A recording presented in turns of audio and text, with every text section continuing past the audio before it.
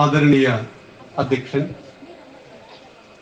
ബഹുമാന്യരായ സ്ഥാനാർത്ഥികളെ, സ്നേഹനിധികളായ ഈ വാർഡിലെ പ്രിയ BJP പ്രവർത്തകന്മാരെ, അനുഭാവികളെ, നമസ്കാരം.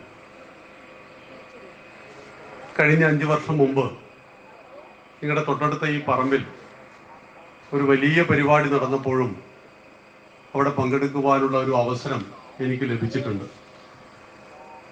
ഈ ഒരു മഹാമാരിയുടെ കാലഘട്ടത്തിൽ എല്ലാ സ്ഥലത്തും പരിമിതമായ ആളുകൾ വെച്ചുകൊണ്ടുള്ള കൺവെൻഷനാണ് നടക്കുന്നതെങ്കിൽ കൂടിയും ഇവിടെ ചിത്രം തികച്ചും വ്യത്യസ്തമാണ്.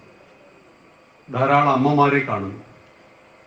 ഇതിൽ നിന്ന് തന്നെ നമുക്ക് മനസ്സിലാക്കാൻ പറ്റുന്ന വസ്തുത,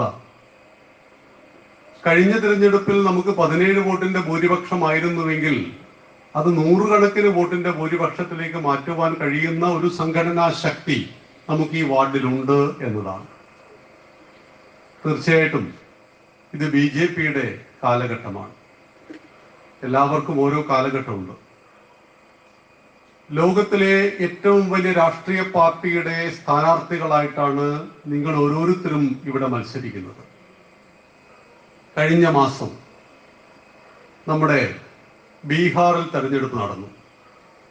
മാധ്യമങ്ങളെല്ലാം പറഞ്ഞു മഹാസഖ്യത്തിനാണ് മുൻതൂക്കമുണ്ടാവുക. മഹാസഖ്യം എന്ന് പറഞ്ഞാൽ കമ്മ്യൂണിസ്റ്റുകാരും കോൺഗ്രസ്സുകാരും ഒന്നായിട്ട്. നരേന്ദ്രമോദി വന്നതിന് ശേഷം ഇപ്പൊ അങ്ങനെയാണ്, എലിയും പൂച്ചയൊക്കെ ഒന്നാണ്. മോദിയെ തോൽപ്പിക്കാൻ എല്ലാ നമ്പറുകളും ഇറക്കുകയാണ്.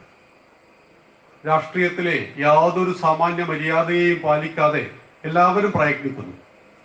പക്ഷേ തിരഞ്ഞെടുപ്പ് റിസൾട്ടിന്റെ 1ാം ഘട്ടം വന്നപ്പോ മഹാസഖ്യത്തിന് അല്പം മുൻതൂക്കുണ്ടായിരുന്നു. അപ്പൊ ബീഹാറിൽ നല്ല മെഷീനായിരുന്നു. മെഷീനിൽ ഒരു കംപ്ലൈന്റ് ഉണ്ടായിരുന്നില്ല, ഉഷാറായിരുന്നു. പക്ഷെ ഒരു 11 മണി കഴിഞ്ഞപ്പോ തന്നെ BJP മുന്നേറാൻ തുടങ്ങി.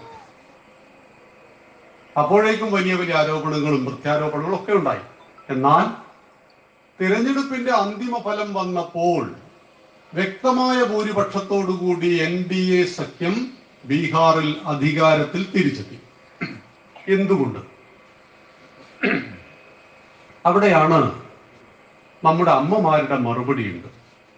ഞങ്ങൾ മോദിജിയെ ഇഷ്ടപ്പെടുന്നു, ഞങ്ങൾ മോദിജിക്ക് വോട്ട് ചെയ്യുന്നു. ഇവിടെയാണ് നമ്മളെല്ലാം BJPക്കാരാണ്, അല്ലെങ്കിൽ RSSകാരാണ്, അല്ലെങ്കിൽ നമ്മളെ എല്ലാവരെയും വിളിക്കുന്ന ഒരു കോമൺ ആയ ഒരു പേരുണ്ട്, സംഘപരിവാർ. ആ പേര് നമുക്ക് അഭിമാന. സംഘപരിവാർ, സംഘകുടുംബം.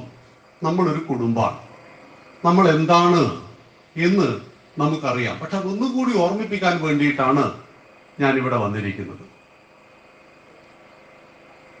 1925 നാഗപ്പൂരിൽ നമ്മുടെ മാതൃസംഘടനയായ RSS ഉണ്ടായി. അന്ന് RSS പറഞ്ഞു, ഈ രാഷ്ട്രത്തിലെ എല്ലാ പ്രശ്നങ്ങൾക്കും കാരണം ഈ രാഷ്ട്രത്തിന്റെ ദേശീയ ജനതയായ ഹിന്ദു സമൂഹത്തിന്റെ അസംഘടിത അവസ്ഥയാണ്. നമ്മൾ അന്നൊരു 84,000 ജാതികളായിട്ട് ചിഹ്ന ഭിന്നമായി പോയി. തൊട്ടുകൂടാത്തവരും തീണ്ടിക്കൂടാത്തവരും ദൃഷ്ടിയിൽപ്പെട്ടാലും ദോഷമുള്ള അവസ്ഥയിൽ നിന്ന് അന്ന് നാഗപ്പൂരിൽ നിന്ന് മെഡിസിൻ പഠനം കഴിഞ്ഞ് ഡോക്ടറായി പുറത്തേക്കിറങ്ങിയ കേശവ ബൽറാം ഹെഡ്ഗേവാർ ഡോക്ടർജി നമ്മുടെ സംഘത്തിന് രൂപം കൊടുത്തു. അദ്ദേഹം പറഞ്ഞത് ഇത്ര മാത്രമേ ഉള്ളൂ. എല്ലാ ദിവസവും 4-5 കുട്ടികളെ വിളിച്ചുകൂട്ടുക, അവരോട് നല്ല കാര്യങ്ങൾ പറയാം, കൂട്ടത്തിൽ രാഷ്ട്രത്തെക്കുറിച്ച് പറയാം, രാഷ്ട്രത്തെക്കുറിച്ചുള്ള പാട്ടുകൾ പാടിക്കുക. ആ പ്രസ്ഥാനം പതുക്കെ പതുക്കെ വളർന്നു. തൊട്ടടുത്ത ഗ്രാമത്തിലേക്ക് RSS എത്തി, തൊട്ടടുത്ത നഗരത്തിലെത്തി, തൊട്ടടുത്ത സംസ്ഥാനത്തെത്തി. 1942 നമ്മുടെ കേരളത്തിലേക്ക് ദത്തോപന്ത് ടാങ്കിഡ്ജി എന്ന് പറയുന്ന ഒരു ഹിന്ദിക്കാരൻ വന്നു RSSുമായിട്ട്. ഇങ്ങനെ ഭാരതത്തിന്റെ ഓരോ മുക്കിലേക്കും മൂലയിലേക്കും ഭാരതത്തിന്റെ നവോത്ഥാനത്തിന്റെ സന്ദേശവുമായിട്ട് നമ്മുടെ സംഘടന പതുക്കെ പതുക്കെ അതിന്റെ പ്രവർത്തനങ്ങൾ ആരംഭിച്ചു. എന്നാൽ 1948 നിർഭാഗ്യകരമായ ഒരു സംഭവം ഉണ്ടായി.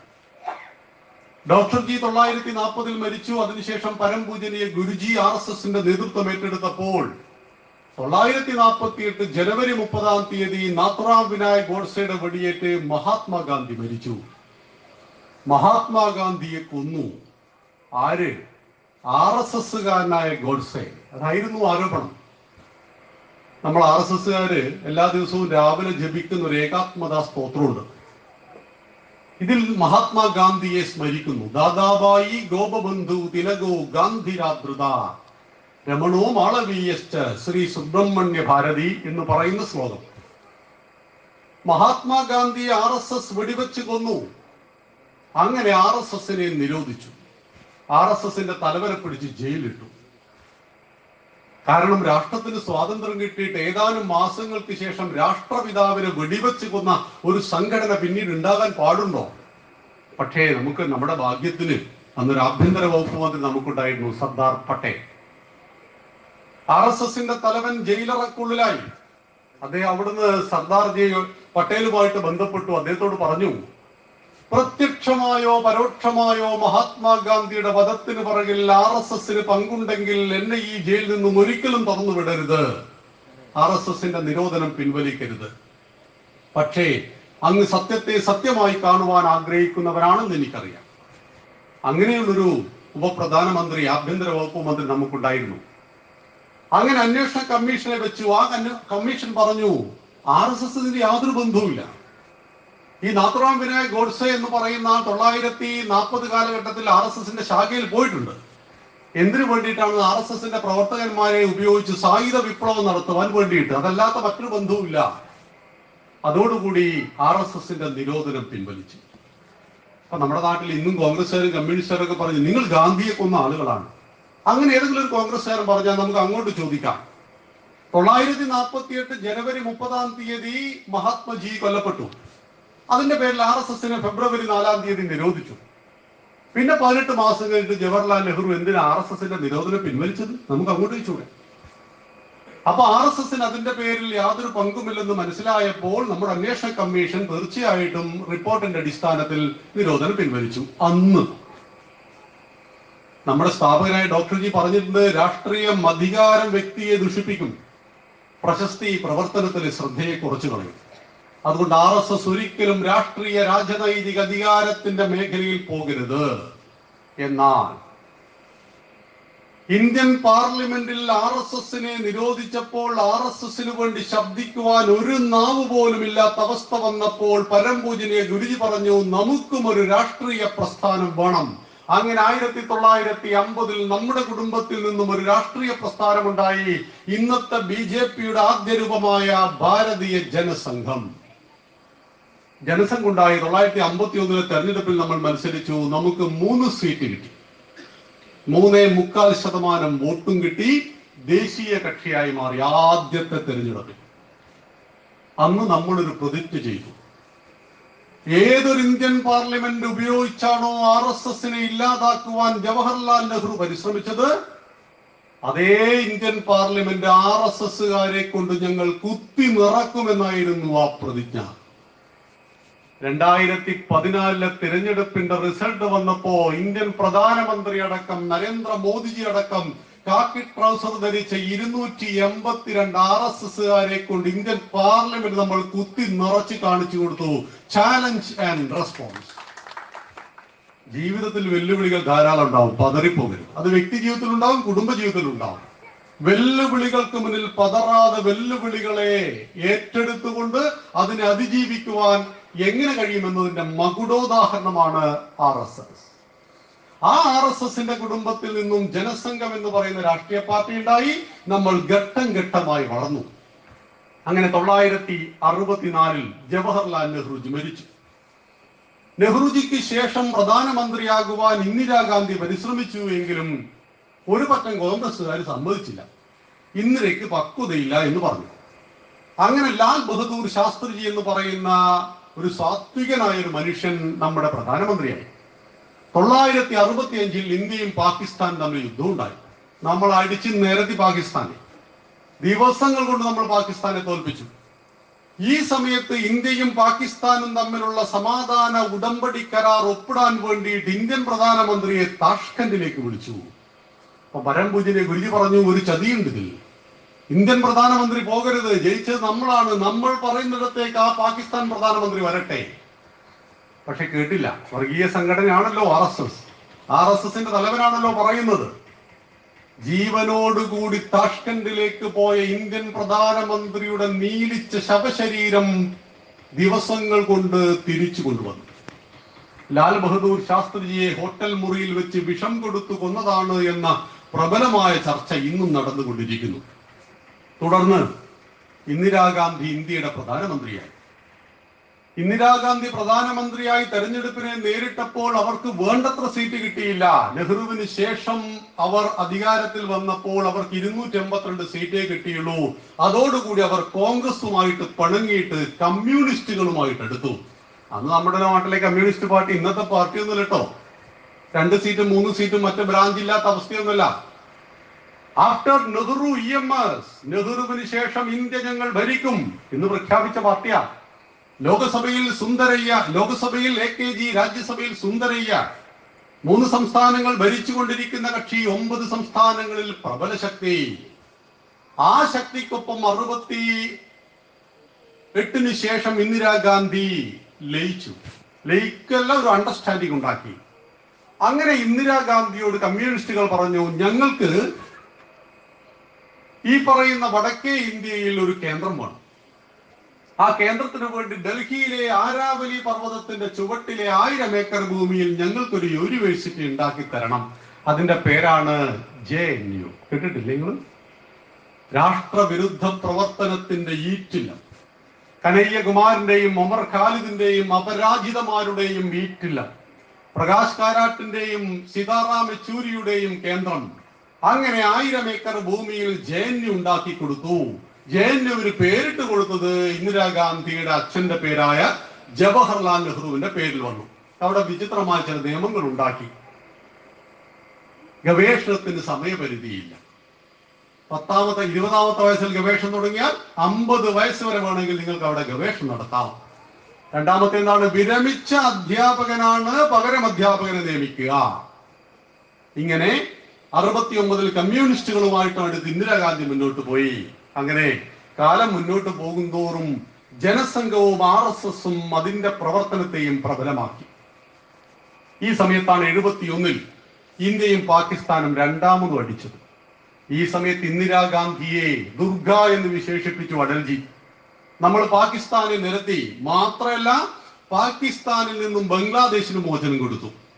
എന്റെ പ്രിയപ്പെട്ട അമ്മമാര്, നമ്മൾ പൗരത്വ വിഷയമൊക്കെ ചർച്ച ചെയ്ത സമയത്ത് നമ്മൾ മനസ്സിലാക്കിയിട്ട് ഇന്ത്യയെ വെട്ടിമുറിച്ചു കൊടുത്തു. 47 കൊടുത്തപ്പോ പഞ്ചാബിന്റെ പകുതിയും ബംഗാളിന്റെ പകുതിയാ കൊടുത്തത്. നടുക്ക് 1600 കിലോമീറ്റർ ഇന്ത്യയും കിടക്കുക. ഇന്നത്തെ പാകിസ്ഥാനിൽ നിന്നും ഇന്നത്തെ ബംഗ്ലാദേശിലേക്ക് വരാൻ 1600 കിലോമീറ്റർ ഇന്ത്യയിലൂടെ വരണം. മുഹമ്മദ് അലി ജിന്ന ആദ്യം പറഞ്ഞത് ഞങ്ങൾക്കൊരു ഹൈവേ വേണമെന്നാ. പാകിസ്ഥാനിൽ നിന്ന് ബംഗ്ലാദേശിലേക്ക് പോകാൻ, പടിഞ്ഞാറൻ പാകിസ്ഥാനിൽ നിന്നും കിഴക്കൻ പാകിസ്ഥാനിലേക്ക് പോകുവാൻ ഞങ്ങൾക്കൊരു റോഡ് വേണം. അന്ന് ആ റോഡാറ്റം കൊടുത്തിരുന്നെങ്കിൽ ഒന്ന് ആലോചിച്ച് നോക്കും. റോഡ് കൊടുക്കാഞ്ഞിട്ട് തന്നെ ഒരു സമാധാനമില്ല. പക്ഷെ അവിടെ ഇന്ദിരാഗാന്ധിയാണ് ദുർഗയെ പോലെ പ്രവർത്തിച്ചത്. ബംഗ്ലാദേശിന്റെ മോചനമുണ്ടായി. അങ്ങനെ പാകിസ്ഥാൻ ഒരു സ്വതന്ത്ര ഇസ്ലാമിക രാജ്യമായി, ബംഗ്ലാദേശ് സ്വതന്ത്ര ഇസ്ലാമിക രാജ്യമായി തീർന്നു. 971 ശേഷം ഇന്ദിരാഗാന്ധി അതിശക്തയായി തീർന്നു. അതിശക്തയായി തീർന്നപ്പോൾ റായ്ബറേലിയിൽ കൃത്രിമം കാണിച്ചു തെരഞ്ഞെടുപ്പിൽ ഇന്ദിര. ഇത് എതിർ സ്ഥാനാർത്ഥിയായ രാജ്നാരായണൻ കണ്ടുപിടിച്ചു. അദ്ദേഹം കോടതിയെ സമീപിച്ചു. ഇന്ദിരാഗാന്ധിയുടെ സ്ഥാനാർത്ഥിത്വം കോടതി റദ്ദാക്കി. ഈ സമയത്ത് കോപാകുലയായ ഇന്ദിര അന്നത്തെ രാഷ്ട്രപതിയായിരുന്ന ഫക്രുദ്ദീൻ അലി അഹമ്മദിനോട് പറഞ്ഞു, ഞാനൊരു വെള്ളപ്പേപ്പർ തരും, അതിലൊപ്പിടുമെന്ന് പറഞ്ഞു. രാഷ്ട്രപതിയെ കൊണ്ട് ഒപ്പിടുവിച്ചു. അതിന്റെ മുകളിൽ എഴുതി, ഇന്ത്യയിൽ അടിയന്തരാവസ്ഥ പ്രഖ്യാപിച്ചിരിക്കുന്നു, എമർജൻസി. പത്രങ്ങൾക്ക് സ്വാതന്ത്ര്യമില്ല, കോടതിയില്ല, ഒന്നുമില്ല, എല്ലാം ഇന്ദിര. ഇന്ത്യ എന്നാൽ ഇന്ദിര, ഇന്ദിര എന്നാൽ ഇന്ത്യ. പക്ഷേ ആ ഒരു കിരാതമായ അടിയന്തരാവസ്ഥയെ ഭാരതീയ ജനസംഘം തൂത്തെറിഞ്ഞു. അതോടുകൂടി ഭാരതത്തിന്റെ ജനാധിപത്യത്തിൽ ജനസംഘം വേറിട്ട നക്ഷത്രമായി തീർന്നു. തുടർന്ന് ജനസംഘം ജനതാ പാർട്ടിയുമായിട്ട് ലയിച്ച് നമ്മൾ തെരഞ്ഞെടുപ്പിനെ നേരിട്ടപ്പോൾ ഇന്ദിരാഗാന്ധിയെ തോപ്പിച്ചുകൊണ്ട് മൊറാർജി ദേശായി ഇന്ത്യയുടെ പ്രധാനമന്ത്രിയായി മാറി. പക്ഷേ 1979 ഒരു വിഷയമുണ്ടായി. ലാൽകൃഷ്ണ അദ്വാനിയും മുരളി മനോഹർ ജോഷിയും അടൽ ബിഹാരി വാജ്പേയിയും അടങ്ങുന്ന ഈ ടീം RSSുമായി ചേർന്ന് പ്രവർത്തിക്കുന്നു. അതുകൊണ്ട് ജനതാ പാർട്ടിയിലെ മതേതരവാദികൾ പറഞ്ഞു, നിങ്ങൾ RSSുമായിട്ട് യാതൊരു ബന്ധവും പാടില്ല. അപ്പൊ പറഞ്ഞു, അമ്മയുമായിട്ട് മകന് ബന്ധം പാടില്ലെന്നോ? ഞങ്ങളുടെ അമ്മയാണ് RSS. അപ്പൊ പറഞ്ഞു എങ്കിൽ പുറത്തേക്ക് പോകണം. പുല്ല് പോലെ അധികാരത്തെ വിട്ടെറിഞ്ഞുകൊണ്ട് 1980 നമ്മൾ ഭാരതീയ ജനസംഘത്തിൽ നിന്ന് ഭാരതീയ ജനതാ പാർട്ടിയെ ഉണ്ടാക്കി, BJP. 1980. 84 ഇന്ദിരാഗാന്ധി മരിച്ചു. രാജീവ് ഗാന്ധിയെ മുൻനിർത്തിക്കൊണ്ട് അവർ തെരഞ്ഞെടുപ്പിനെ നേരിട്ടു. 404 സീറ്റാണ് കോൺഗ്രസിന്. ചില്ലറ സീറ്റല്ല. രാജീവ് ഗാന്ധിക്ക് 404. നമ്മുടെ BJPക്ക് എന്ത് കിട്ടിയെന്നറിയോ? നമ്മൾ ഉണ്ടായിട്ട് ആദ്യത്തെ തെരഞ്ഞെടുപ്പിൽ 3 സീറ്റ് കിട്ടി. പക്ഷെ 84 നമുക്ക് കിട്ടിയത് വെറും 2 സീറ്റാ. 2 സീറ്റ്. അടൽജിയും അദ്വാൻജിയും മുരളി മനോഹർ ജോഷിക്കൊക്കെ കെട്ടിവെച്ച കാശ് കിട്ടിയിട്ടില്ല, പൊട്ടിത്തെറിച്ചു പോയി. ഈ സമയത്ത് മലയാള സാഹിത്യകാരനായ OV വിജയൻ അടൽജിയെ കാണാനും ഒരു ഇന്റർവ്യൂവുമായിട്ട് പോയിരുന്നു. അടൽജി മനോഹരമായി ചിരിച്ചുകൊണ്ട് ആഹ്ലാദിച്ചുകൊണ്ട് കവിത എഴുതുകയാണ്. അപ്പൊ ചോദിച്ചു, നിങ്ങളിങ്ങനെ തോറ്റ് തുന്നം പാടിയിട്ട് ഇങ്ങനെ ചിരിച്ചോണ്ടിരിക്കുകയാണോ, കവിത എഴുതുകയാണോ? അപ്പൊ നല്ല ഭാവാത്മകമായ കവിതകൾ എഴുതുന്ന മഹാത്മാവാണ് അദ്ദേഹം. അദ്ദേഹം പറഞ്ഞു, തോൽവി ഒന്നിന്റെയും അവസാന വാക്കല്ല. ഓരോ തോൽവിയിൽ നിന്നും വിജയമാർജിക്കുവാൻ ആവശ്യമായ പാഠങ്ങൾ ഞങ്ങൾ പഠിച്ചുകൊണ്ടിരിക്കുന്നു. തോൽവി വിജയത്തിന്റെ ചവിട്ടുപടിയാണ്. ഭാരതം ഒരു ജനാധിപത്യ രാജ്യമാണ്. വാർഡ് മെമ്പർ മുതൽ പ്രധാനമന്ത്രി വരെയുള്ള എല്ലാവരെയും തെരഞ്ഞെടുക്കുന്നത് 5 വർഷം കൂടുമ്പോൾ നിങ്ങളും ഞാനുമാണ്. അതുകൊണ്ട് ഇനിയും തിരഞ്ഞെടുപ്പ് വരും. ഈ തിരഞ്ഞെടുപ്പിന് വേണ്ടി ഞങ്ങൾ പണി തുടങ്ങി തോറ്റന്ന് മുതൽ. എത്ര മഹത്തരമായിരുന്നു എന്ന് ആലോചിച്ച് നോക്കൂ. നമ്മുടെ മോദിജി പറഞ്ഞിട്ടുണ്ട്, എന്നെ എല്ലാവരും കല്ലെടുത്തെറിഞ്ഞു. വിമർശകന്മാരും കമ്മ്യൂണിസ്റ്റുകളും കോൺഗ്രസ്സുകാരും എല്ലാം എന്നെ കല്ലെടുത്തെറിഞ്ഞു. ഞാൻ ആ കല്ലുകൾ പെറുക്കി വെച്ചു, എന്നിട്ട് ഞാനൊരു കെട്ടിടം പണിതു എന്ന്. ഇതുപോലെ അടൽജി പറഞ്ഞു, ഓരോ തോൽവിയിൽ നിന്നും ഞങ്ങൾ പാഠങ്ങൾ പഠിച്ചു. അങ്ങനെ 1984 2 സീറ്റ് മാത്രമുണ്ടായിരുന്ന നമ്മുടെ BJP 1989 എന്ത് ചെയ്തു എന്നറിയോ? 500 വർഷക്കാലമായിട്ട് ഭാരതത്തിലെ ഓരോ ഹിന്ദുവിന്റെയും ഹൃദയത്തിൽ പ്രതിഷ്ഠിച്ച ശ്രീരാമന് വേണ്ടിയിട്ട് ശ്രീരാമ ജന്മഭൂമിയിൽ രാമന്റെ ക്ഷേത്രം ഞങ്ങൾ പണിതു തരാമെന്ന വാഗ്ദാനം നൽകിക്കൊണ്ട് സോമനാഥ ക്ഷേത്രത്തിൽ നിന്നും രഥം തിരിച്ചു. അദ്വാൻജിയുടെ രഥം ഉത്തർപ്രദേശിലെ അയോധ്യയിലേക്ക്. ബീഹാറിൽ വെച്ച് ലാൽ പ്രസാദ് യാദവ് അറസ്റ്റ് ചെയ്തു നമ്മുടെ അദ്വാൻജിയെ. അതോടുകൂടി കൊടുങ്കാറ്റ് പോലെ പ്രക്ഷോഭങ്ങളുടെ പരമ്പരയുണ്ടായി ഭാരതത്തിന്റെ മുക്കിലും മുലയിലും. ഇവിടെ ഒരു 10-30 വർഷം പഴക്കമുള്ള പ്രവർത്തകന്മാർക്കെല്ലാം അതറിയാം. അവരുടെ എല്ലാം ത്യാഗമുണ്ട്. ഒരു ഇഷ്ടികയുമായിട്ട് ഗ്രാമാന്തരങ്ങളിൽ സഞ്ചരിച്ചു. രാമന്റെ ശിലയുമായിട്ട്, രാമക്ഷേത്രത്തിന് ആവശ്യമായ ഇഷ്ടികയുമായിട്ട് ഗ്രാമാന്തരങ്ങളിൽ പൂജകൾ നടത്തിക്കൊണ്ട് നമ്മൾ മുന്നോട്ട് പോയി. രാമന്റെ ക്ഷേത്രം പണിതു തരുവാനുള്ള ബാധ്യത BJPക്കുണ്ടെന്ന് BJPയും RSSും ഉറക്കെ പ്രഖ്യാപിച്ചു. എന്ത് സംഭവിച്ചു? 1984 2 സീറ്റ് ഉണ്ടായിരുന്ന BJPക്ക് 89 85 സീറ്റിലേക്ക് കുതിച്ചു കയറി. രാഷ്ട്രത്തിന്റെ ചരിത്രത്തിന്റെ നാഴികക്കല്ലായിരുന്നു BJPയുടെ ആ കുതിച്ചു കയറ്റം. ഈ സമയത്ത് കോൺഗ്രസിനെ അധികാരത്തിൽ നിന്നും മാറ്റണമെന്ന് BJPയുടെ ബുദ്ധി കേന്ദ്രങ്ങൾ പറഞ്ഞു. അപ്പൊ നമ്മളൊരു ഐഡിയ വെച്ചു. കമ്മ്യൂണിസ്റ്റുകാരോട് പറഞ്ഞു, നിന്റെ മുഖ്യ ശത്രു ഏതാന്ന് ചോദിച്ചു. അപ്പൊ അവർക്ക് 5 കൊല്ലം കൂടുമ്പോ ശത്രുവിനെ മാറ്റുന്നൊരു പരിപാടിയുണ്ട്. അന്ന് അവരുടെ മുഖ്യ ശത്രു കോൺഗ്രസ് ആയിരുന്നു. ഇന്നേരാ നമ്മളാണ്, BJP ആണ്. ആലോചിച്ച, ഒരു ജനാധിപത്യ രാജ്യത്ത് ഒരു പാർട്ടിക്ക് മുഖ്യ ശത്രു. നമ്മളെന്താ കോൺഗ്രസിനെ വിളിക്കുക? രാഷ്ട്രീയ പ്രതിയോഗി, പ്രതിപക്ഷത്താണ്, യോഗ്യതയുള്ളവരാണ്. പക്ഷെ കമ്മ്യൂണിസ്റ്റാണ് എന്താ നമ്മളെ വിളിക്കുക? നീ മുഖ്യ ശത്രുവാണ്, ശത്രുവിനെ കൊല്ലണം. അതാണ് കണ്ണൂരിലൊക്കെ നടന്നുകൊണ്ടിരിക്കുന്നത്. ജയകൃഷ്ണൻ മാഷൊക്കെ കൊന്നുകളഞ്ഞില്ലേ? അങ്ങനെ അവരുടെ മുഖ്യ ശത്രു ഒന്ന് കോൺഗ്രസ്സാണ്. നമ്മുടെ ഒരു ഐഡിയാസ് വെച്ചു നമുക്ക് കോൺഗ്രസിനെ മാറ്റാം, അത് നമ്മൾ ഒന്നാവാം. അങ്ങനെ നമ്മളും കമ്മ്യൂണിസ്റ്റ് പാർട്ടി ഒന്നായി. VP സിംഗിനെ പ്രധാനമന്ത്രിയാക്കി. അങ്ങനെ കോൺഗ്രസ് അധികാരത്തിൽ നിന്നും മാറി. നമ്മൾ 10 വർഷം മുന്നിൽ കണ്ടു കളിച്ചതാ. പക്ഷെ ഈ കമ്മ്യൂണിസ്റ്റുകാരന് ഒരു കുഴപ്പമുണ്ട്. പഴയ ട്യൂബിലേക്ക് ഇട്ട ഉടനെ കത്തില്ല, കുറെ സമയം ഇങ്ങനെ കളിയും. 10 മിനിറ്റ് പോലും മുന്നിൽ കാണുവാനുള്ള രാഷ്ട്രീയ അനുഭവം അവർക്ക് ഇല്ലാതെ പോയി. അങ്ങനെ 1991 ബഹുമാന്യനായ രാജീവ് ഗാന്ധി ശ്രീപെരുമ്പത്തൂരിൽ വെച്ച് സ്ഫോടനത്തിൽ കൊല്ലപ്പെട്ടു. ഇവിടെ ഇന്ദിരാഗാന്ധിയെയും രാജീവ് ഗാന്ധിയെയും നാം അനുസ്മരിക്കുമ്പോൾ രണ്ടുപേരും മരിച്ചത് രാഷ്ട്രത്തിന് വേണ്ടിയാണ്. ശാന്തി ഉണ്ടാക്കുവാൻ വേണ്ടി ലങ്കയിലേക്ക് ശാന്തി സേനയെ അയച്ചതായിരുന്നു രാജീവ് ഗാന്ധിയെ കൊല്ലുവാനുണ്ടായ പ്രകോപനം. പഞ്ചാബിലെ സുവർണക്ഷേത്രത്തിലേക്ക് ഇന്ത്യൻ സൈന്യത്തെ കയറ്റിവിട്ടതാണ് ഇന്ദിരാജി അത് ചെയ്തില്ലായിരുന്നുവെങ്കിൽ ഖാലിസ്ഥാൻ ഉണ്ടാകുമായിരുന്നു. മുസ്ലിങ്ങൾക്ക് നിങ്ങൾ പാകിസ്ഥാൻ കൊടുത്തു, അതുകൊണ്ട് സിഖുകാരായ ഞങ്ങൾക്ക് ഖാലിസ്ഥാൻ വേണം. ഖാലിസ്ഥാൻ വാദികൾ അന്ന് അതിനെ എതിർത്ത് RSSകാരെ ഒരു ശാഖയിൽ വെച്ച് 10-30 ആളുകളെയാണ് രാവിലെ വെടിവെച്ച് കൊന്നുകളഞ്ഞത്. പക്ഷെ പിറ്റേ ദിവസം അവിടെ ശാഖ നടന്നു. അത് ഭിന്ദ്രംബാലെയും 400-ൽ പരം ഭീകരന്മാരെയും സുവർണക്ഷേത്രത്തിലിട്ട് വെടിവെച്ച് കൊന്നത് ഇന്ദിരയായിരുന്നു. അതിന് ഇന്ദിരാഗാന്ധിക്ക് ജീവൻ കൊടുക്കേണ്ടി വന്നിട്ടുണ്ട്. അതുകൊണ്ടാണ് 404 സീറ്റ് കിട്ടിയത്. പക്ഷെ ആ സിമ്പതി രാജീവ് ഗാന്ധി ഭരിച്ചപ്പോൾ കിട്ടിയിട്ടില്ല. നരസിംഹറാവു 23 കക്ഷികളുമായി ചേർന്നുകൊണ്ട് 1991 മുതൽ രാജ്യം ഭരിച്ചു. 96-ൽ തെരഞ്ഞെടുപ്പ് വന്നു. ആ തിരഞ്ഞെടുപ്പിൽ നമ്മുടെ സ്വപ്നം BJP ഏറ്റവും വലിയ രാഷ്ട്രീയ പാർട്ടിയായി. 13 ദിവസം ഭരിച്ചു, പിന്നെ 13 മാസം ഭരിച്ചു. 98-ൽ തെരഞ്ഞെടുപ്പ് വന്നു. നമ്മൾ 182 സീറ്റിലേക്ക് കുതിച്ചു കയറി.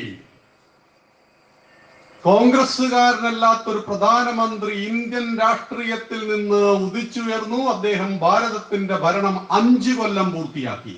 ദേശീയ ജനാധിപത്യ സഖ്യം അന്ന് 23 കക്ഷികളാണ്. ആലോചിച്ച് നോക്കുക. മുമ്പ് പലരും ഭരിച്ചിട്ടുണ്ട്. VP സിംഗ്, ചന്ദ്രശേഖർ, ഗുജറാൾ, ദേവഗൌഡ ഒക്കെ ഭരിച്ചു. പക്ഷെ എല്ലാവരും ഭരിച്ചത് 1 മാസം, 2 മാസം, 1 വർഷം, 1.5 വർഷമൊക്കെയാണ്. പക്ഷേ കോൺഗ്രസുകാരനല്ലാത്ത ഒരു പ്രധാനമന്ത്രി അടൽജി 5 വർഷം ഭാരതത്തെ മുന്നോട്ട് നയിച്ചു. 2004 തെരഞ്ഞെടുപ്പ് വന്നു. BJP തോറ്റു. നമ്മൾ മിഷനെ കംപ്ലൈന്റ് പറഞ്ഞിട്ടില്ല. തോൽവിയിലും പുഞ്ചിരിക്കുവാൻ കഴിയുക എന്നുള്ളതാണ് ജനാധിപത്യത്തിന്റെ സൗന്ദര്യം. തോറ്റുപോയാൽ മെഷീൻ കംപ്ലൈന്റ്, തോറ്റുപോയാൽ മോഡിയുടെ മെഷീൻ, ജയിച്ചാൽ നല്ല മെഷീൻ എന്നൊക്കെ പറയുന്ന ബാലിശമായ തരംതാണ രാഷ്ട്രീയമൊന്നും BJP എടുത്തില്ല. 2004-ൽ BJP തോറ്റു, പ്രതിപക്ഷത്തിരുന്നുകൊണ്ട് പ്രവർത്തിച്ചു. 2009-ൽ വീണ്ടും തെരഞ്ഞെടുപ്പ് വന്നു. BJP വീണ്ടും തോറ്റു. കോൺഗ്രസിന്റെ സീറ്റ് 200-ന് മേലെയായി. അങ്ങനെ 10 വർഷക്കാലം മൻമോഹൻ സിംഗ് രാജ്യം ഭരിച്ചു. 2004 മുതൽ 2014 വരെ രാഷ്ട്രം അപമാനത്തിന്റെയും അഴിമതിയുടെയും പടുകുഴിയിലേക്ക് ചവിട്ടിത്താഴ്ത്തപ്പെട്ടു. കോൺഗ്രസുകാർ നടത്തിയ അഴിമതിയുടെ പൂജ്യം എണ്ണിത്തിട്ടപ്പെടുത്തുവാൻ കാൽക്കുലേറ്ററുകൾ തികയാതെ വന്നു. ഈ സമയത്ത് ഭാരതം ആഗ്രഹിച്ചു ഒരു രക്ഷകൻ ഉണ്ടാവണം. എന്റെ നാടിനൊരു രക്ഷകൻ ഉണ്ടാവണം. BJP മുന്നോട്ട് പോകണം, BJP രാഷ്ട്രം ഭരിക്കണം. പക്ഷെ ആര് നയിക്കും? കുറെ ആളുകൾ പറഞ്ഞു ലാൽ കൃഷ്ണ അദ്വാൻജി. പക്ഷേ പ്രായം തടസ്സമായി. 85 വയസ്സ്. 92-ാമത്തെ വയസ്സിൽ ഭരണപരിഷ്കാര കമ്മീഷൻ ചെയർമാനായിട്ട് മാസത്തിൽ 2 ലക്ഷം രൂപ മേടിക്കാൻ നമ്മുടെ അദ്വാൻജിയുടെ പേര് VS അച്യുതാനന്ദൻ എന്നല്ലല്ലോ. അതുകൊണ്ട് ആര് ഭാരതത്തെയും BJPയെയും നയിക്കുവാനുണ്ട് എന്ന ചോദ്യത്തിന്റെ ഉത്തരമായിരുന്നു 12 വർഷക്കാലമായിട്ട് ഗുജറാത്തിന്റെ സംസ്ഥാനം ഭരിച്ചുകൊണ്ടിരിക്കുന്ന നരേന്ദ്ര ദാമോദർ ദാസ് മോദി എന്ന RSSന്റെ പ്രചാരകൻ BJPയുടെ നേതൃത്വം ഏറ്റെടുക്കും. അതോടുകൂടി ഇന്ത്യയിൽ വലിയ ഗോളുകളൊക്കെ ഉണ്ടായി. BJPയുടെ കേന്ദ്ര പാർലമെന്റ് പാർട്ടി ചേർന്നിട്ട് അവർ പ്രഖ്യാപിച്ചു, ഞങ്ങളുടെ പ്രധാനമന്ത്രി സ്ഥാനാർത്ഥി നരേന്ദ്ര ദാമോദർ ദാസ് മോദിയാണ്. കോൺഗ്രസിന് ധൈര്യമൊന്നും ഉണ്ടായില്ല പ്രധാനമന്ത്രി സ്ഥാനാർത്ഥിയെ പ്രഖ്യാപിക്കാൻ. പക്ഷേ നമ്മൾ ഊഹിച്ചു അത് രാഹുൽ ഗാന്ധി ആയിരിക്കും. പിന്നീട് നമ്മൾ ഏഷ്യാനെറ്റിലൊക്കെ കാണിച്ചത് അരവിന്ദ് കെജ്രിവാളിനെ. അങ്ങനെ 3 പ്രധാനമന്ത്രി സ്ഥാനാർത്ഥികളുടെ ഫോട്ടോ വെച്ചുകൊണ്ട് ഇതിലാരാവും എന്നൊക്കെയായിരുന്നു ചോദ്യം. ഭാരതം മുഴുവൻ പോസ്റ്ററുകൾ നരേന്ദ്രമോദിയെ കുറിച്ച് പറഞ്ഞു. ഇത് നരേന്ദ്രനല്ല, നരാധമനാണ്. ഇയാൾ ആയിരക്കണക്കിന് ആളുകളെ ഒറ്റക്ക് കൊന്നിട്ടുണ്ട്. എവിടെ? ഗുജറാത്തിൽ. അപ്പൊ ഉത്തരഭാരതത്തിൽ അമ്മമാരൊക്കെ ചോദിച്ചു, 72 മിനിറ്റ് കൊണ്ട് 14,000 രാക്ഷസന്മാരെ കൊന്നിട്ടുണ്ട് ശ്രീരാമൻ. അങ്ങനെ വല്ലവരും ആണോ? ഒറ്റക്കായിരമൊക്കെ ആളുകളെ കൊന്നുകളയാൻ തീർന്നില്ല. നിറഗർഭിണിയായ മുസ്ലിം സ്ത്രീയുടെ വയറ്റിലേക്ക് ഇയാൾ കുന്തം കുത്തിക്കയറ്റിയിട്ടുണ്ട്, ശൂലം കുത്തിക്കയറ്റിയിട്ടുണ്ട്. ഇത് പറഞ്ഞിട്ട് ഇച്ഛാസുതൽവാദന അവിടെ പിഴ വിധിച്ചതാ. പക്ഷെ നമ്മുടെ നാട്ടിലെ കമ്മ്യൂണിസ്റ്റുകാർ വിട്ടില്ല. ഗർഭിണി, ശൂലം, ഗുജറാത്ത്, കൂട്ടക്കൊല ഒക്കെ ഇതുമായി നടന്നു. ശരിയാണ്, ഗുജറാത്തിൽ കലാപുണ്ടായിട്ടുണ്ട്. 1100 ചില്ലാൻ ആള് മരിച്ചിട്ടുണ്ട്. അതിൽ 303 ഹിന്ദുക്കൾ ഉണ്ടായിരുന്നു, 706 മുസ്ലിങ്ങൾ ഉണ്ടായിരുന്നു. ബാക്കി ആളുകൾ പോലീസ് വെടിവെപ്പിൽ കൊല്ലപ്പെട്ടിട്ടുണ്ട്. കലാപങ്ങൾ ഇന്ത്യയിൽ പുത്തരിയല്ല. ഹിന്ദുവും മുസ്ലിമും തമ്മിലടിച്ചിട്ടുണ്ട്, ഹിന്ദുവും തമ്മിലടിച്ചിട്ടുണ്ട്. ലോകത്തിൽ 52 ഇസ്ലാമിക രാഷ്ട്രങ്ങളിൽ മുസ്ലിങ്ങൾ മാത്രമാണ് തമ്മിലടിക്കുന്നത്. ഇതൊക്കെ ലോകത്ത് എല്ലാ കാലഘട്ടത്തിലും ഉണ്ടാവും. കാമം, ക്രോധം, മോഹം, ലോഭം, മതം, മത്സരം എന്നീ ആസുരിക വികാരങ്ങൾ മനുഷ്യ മനസ്സിൽ എത്ര കാലത്തോളം ഉണ്ടോ അത്രയും കാലം കലാപങ്ങളും പ്രശ്നങ്ങളും ഒക്കെ ഉണ്ടാവും. ജാതിയുടെയും രാഷ്ട്രീയത്തിന്റെയും പേരിൽ തമ്മിലടിക്കുന്നതിന്റെ 10 ഇരട്ടി ആളുകൾ മരിക്കുന്നുണ്ട് കുടുംബ വഴക്കിൽ. കഴിഞ്ഞ 2 മാസം മുമ്പ് നിങ്ങൾ പത്രത്തിൽ വായിച്ചില്ലേ, ജ്യേഷ്ഠനും അനിയനും ടി വി കാണുകയായിരുന്നു. ജ്യേഷ്ഠൻ പറഞ്ഞു വാർത്ത മതി, അനിയൻ പറഞ്ഞു സിനിമ വേണം. തർക്കായി, വീട്ടിൽ ആരുമില്ല. അമ്മി കല്ലെടുത്ത് അഞ്ചൻ നേട്ടന്റെ തലക്ക് ഒരു അടി കൊടുത്തു, അവിടെ വീണ് ചത്തുപോയി. ഇത്രയുള്ളൂ കാര്യങ്ങൾ. അപ്പോ അതിന്റെ പേരിൽ, കുടുംബ വഴക്കിന്റെ പേരിൽ മരിക്കുന്നതിൽ 1000-1 പോലും മതത്തിന്റെ പേരിൽ മരിക്കുന്നില്ല. അപ്പൊ അതൊക്കെ എല്ലാ കാലത്തും എല്ലാ രാജ്യത്തും നടന്നിട്ടുണ്ട്. അങ്ങനെ ഒരു കലാപം ഗുജറാത്തിൽ ഉണ്ടായിട്ടുണ്ട്. നരേന്ദ്രമോദിജി ഇതിന് വിശദീകരണം ഒന്നും കൊടുക്കാൻ പോയിട്ടില്ല. ഞാൻ കുന്തം കുത്തി കയറ്റിയിട്ടില്ല, ആ മുസ്ലിം ഗർഭിണിയെ എനിക്കറിയില്ല എന്നൊന്നും പറയാൻ പോയിട്ടില്ല. അദ്ദേഹം പറഞ്ഞു, എന്റെ രാഷ്ട്രം ഭാരത് മാതാ കി ജയ്. എല്ലാ സ്ഥലത്തും അദ്ദേഹത്തെ കാണാൻ, ഒരു വാക്ക് കേൾക്കാൻ കോടിക്കണക്കിന് ഭാരതീയർ സാഗൂതമിരുന്നു. ഒരു കൊടുങ്കാറ്റ് പോലെ, സുനാമി തിരമാല പോലെ നരേന്ദ്ര ദാമോദർ ദാസ് മോദി ഹിമാലയം മുതൽ കന്യാകുമാരി വരെ, കച്ച് മുതൽ കാമരൂപം വരെയുള്ള ഭാരതത്തിൽ ഇങ്ങനെ ആടി തകർക്കുകയാണ് ചെയ്തത് 2014. ഓർമ്മയില്ലേ? ആ തെരഞ്ഞെടുപ്പ് രംഗമൊക്കെ ഓർമ്മയില്ലേ? ജനുവരി മുതൽ തുടങ്ങിയതാണ്, ഏപ്രിൽ മെയ് മാസമാണ് തെരഞ്ഞെടുപ്പ്. അദ്ദേഹത്തിന്റെ തിരഞ്ഞെടുപ്പിന്റെ തേരോട്ടം അത് ഭാരതം മുഴുവൻ അങ്ങ് നടന്നു. അങ്ങനെ 2014 മെയ് 16 രാവിലെ 8 മണിക്ക് നിങ്ങളും ഞാനും TV ഓണാക്കി അതിന് മുന്നിലിരുന്നു. തിരഞ്ഞെടുപ്പിന്റെ റിസൾട്ട്. BJP കുതിക്കുന്നു. 10 മണിയായി BJP കുതിക്കുന്നു. 11 12 ഇപ്പോഴും ഞാൻ ഓർക്കുന്നു, നമ്മുടെ വിനു, ഏഷ്യാനെറ്റിലെ വിനു ഉണ്ടല്ലോ, അല്പം സങ്കടത്തോട് കൂടെയാണ് പറഞ്ഞു, 30 വർഷക്കാല ചരിത്രത്തെ മാറ്റിമറച്ചുകൊണ്ട് BJP 272 സീറ്റ് നേടി കേവല ഭൂരിപക്ഷം തികച്ചിരിക്കുന്നു. കേവല ഭൂരിപക്ഷം ഇന്ത്യ ഭരിക്കാൻ 272 സീറ്റാണ് വേണ്ടത്. അത് BJPക്ക് തനിച്ചു കിട്ടി. ജനങ്ങൾ അവിടെയും നിർത്തിയില്ല BJPയെ. 282 സീറ്റ് BJPക്ക് തനിച്ചു കൊടുത്തു 2014. NDAക്ക് 336. 10 വർഷം പ്രതിപക്ഷത്തിരുന്ന ആ പാർട്ടി 282 സീറ്റ് തനിച്ചു മേടിച്ചുകൊണ്ട് ഇന്ത്യൻ രാഷ്ട്രീയത്തിന്റെ രാജനൈതിക അധികാരത്തിലേക്ക് കടന്നു വന്നു. പിന്നീട് നമ്മൾ കണ്ടത് നരേന്ദ്രമോദിജിയുടെയും അദ്ദേഹത്തിന്റെ ടീമിന്റെയും ഭാരതത്തിന്റെ ഉദ്ധരണ ആ പെർഫോമൻസ് ആയിരുന്നു. അതെന്ത് ചെയ്തു രാഷ്ട്രത്തിന് വേണ്ടി എന്ന കാര്യം മാത്രം വിശദീകരിച്ച് ഞാൻ എൻ്റെ വാക്കുകൾ ഉപസംഹരിക്കാം. നിങ്ങൾ എല്ലാവരും വോട്ട് പിടിക്കാൻ പോകണം. കമ്മ്യൂണിസ്റ്റുകാരുടെ വീട്ടിലേക്ക്, മുസ്ലിം ലീഗുകാരുടെ വീട്ടിലേക്ക്, ക്രിസ്ത്യാനിയുടെ വീട്ടിലേക്ക്, ജാതി മത രാഷ്ട്രീയങ്ങൾക്ക് അതീതമായിട്ട് എല്ലാവരുടെ വീട്ടിലും ചെല്ലണം നമ്മൾ. കാരണം നമ്മൾ എവിടെയും ജാതിയും മതവും നോക്കിയിട്ടില്ല. 38 കോടി ആളുകൾക്ക് ജൻധൻ യോജന വഴി അക്കൗണ്ട് കൊടുത്തപ്പോഴും ആ അക്കൗണ്ടിലേക്ക് ഈ കൊറോണ സമയത്ത് 500 രൂപ ഇട്ടപ്പോഴും അവന്റെ മതം നമ്മൾ നോക്കിയിട്ടില്ല. എല്ലാ വീട്ടിലേക്കും ഗ്യാസ് കണക്ഷൻ കൊടുത്തപ്പോൾ അത് BJPക്കാരന്റെ വീട്ടിലേക്കെന്ന് പറഞ്ഞിട്ടില്ല, അത് എല്ലാ മതക്കാരന്റെയും വീട്ടിലേക്ക് എത്തിയിട്ടുണ്ട്. കിസാൻ സമ്മാൻ നിധി പ്രകാരം 6000 രൂപ ഓരോ വർഷവും കൊടുക്കുമ്പോൾ നമ്മൾ ജാതിയും മതവും രാഷ്ട്രീയവും നോക്കിയിട്ടില്ല. ഈ രാഷ്ട്രത്തിലെ എല്ലാ പൗരനെയും ഒന്നായി കാണുവാൻ നമുക്ക് കഴിയുന്നു എന്നത് അവരെ ബോധിപ്പിക്കുവാൻ നമുക്ക് കഴിയണം. ധാരാളം മുസ്ലിങ്ങൾ സ്ഥാനാർത്ഥികളായിട്ട് ഇപ്പൊ ഈ തെരഞ്ഞെടുപ്പിൽ നമുക്കൊപ്പം ഉണ്ട്. കഴിഞ്ഞ ദിവസം മലപ്പുറത്തല്ലേ, ആ വാട്സപ്പിൽ നിങ്ങൾ കണ്ടിട്ടുണ്ടാവില്ല ആ രംഗം. പ്രബലമായ ഒരു മുസ്ലിം കുടുംബത്തിലെ ഒരു സ്ത്രീ, വിദ്യാഭ്യാസമുണ്ട്, ആരോഗ്യമുണ്ട്, യുവതിയാണ്. അവര് ഫേസ്ബുക്കിലിട്ടു, BJP എന്നെ സ്ഥാനാർത്ഥിയാക്കുമെങ്കിൽ ഇവിടെ മത്സരിക്കാൻ ഞാൻ തയ്യാറാണ്. BJPയുടെ നേതാക്കന്മാർ അവിടെ ചെന്നു, അവരെ സ്ഥാനാർത്ഥിയാക്കി. അപ്പൊ ചോദിച്ചു, നിങ്ങൾ സ്ഥാനാർത്ഥിയായാൽ നിങ്ങളുടെ മതത്തിൽ നിന്നും കുടുംബത്തിൽ നിന്നും വലിയ എതിർപ്പുണ്ടാവില്ലേ? എതിർപ്പൊക്കെ ഉണ്ടാകും, പക്ഷെ അതൊക്കെ അതിജീവിക്കാൻ ഞാൻ തയ്യാറാണ്. എന്താണ് BJPയോട് നിങ്ങൾക്ക് ഇത്ര ഇഷ്ടം? ഞാൻ മോദിജിയെ ഒരുപാട് സ്നേഹിക്കുന്നു. കാരണം മോദിജി ഇല്ലായിരുന്നുവെങ്കിൽ എന്റെ രാഷ്ട്രം ശിഥിലമായി പോകുമായിരുന്നു. മോദിജി ഇല്ലായിരുന്നുവെങ്കിൽ മുസ്ലിം സ്ത്രീകൾക്ക് അഭിമാനമുണ്ടാകുമായിരുന്നില്ല. കാരണം അദ്ദേഹം മുത്തലാഖ് നിരോധിച്ചു. എന്റെ പ്രിയപ്പെട്ട അമ്മമാരെ, നിങ്ങളൊക്കെ എത്ര ഭാഗ്യവതികളാണെന്നറിയോ?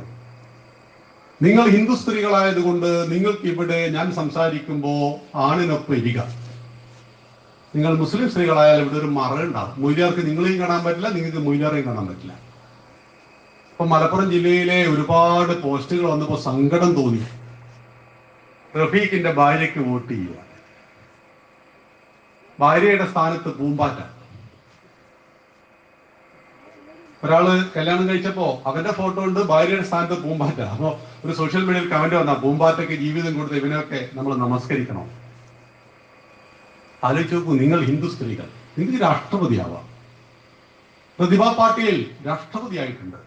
നിങ്ങൾ ഹിന്ദു സ്ത്രീകൾ മഹാഭാഗ്യവതികൾ, നിങ്ങൾക്ക് പ്രധാനമന്ത്രിയാകാം. ഇന്ദിരാഗാന്ധി പ്രധാനമന്ത്രിയായിട്ടുണ്ട്. 2014 നരേന്ദ്ര ദാമോദർ ദാസ് മോദി ഇന്ത്യയുടെ പ്രധാനമന്ത്രി പദത്തിലേക്ക് പോയപ്പോൾ ഗുജറാത്ത് ഏൽപ്പിച്ചത് ആനന്ദീബെൻ പട്ടേൽ എന്ന സ്ത്രീയുടെ കയ്യിലായിരുന്നു. അന്ന് വസുന്ധര രാജ സിന്ധ്യയായിരുന്നു രാജസ്ഥാന്റെ മുഖ്യമന്ത്രി. അന്ന് കേന്ദ്ര ക്യാബിനറ്റിൽ സുഷമ സ്വരാജ് ആയിരുന്നു വിദേശകാര്യ വകുപ്പ്. നിങ്ങൾക്ക് നിർമ്മല സീതാരാമൻ അറിയുമോ? ഭാരതത്തിന്റെ പ്രതിരോധ വകുപ്പ് മന്ത്രിയായിട്ടുണ്ട്.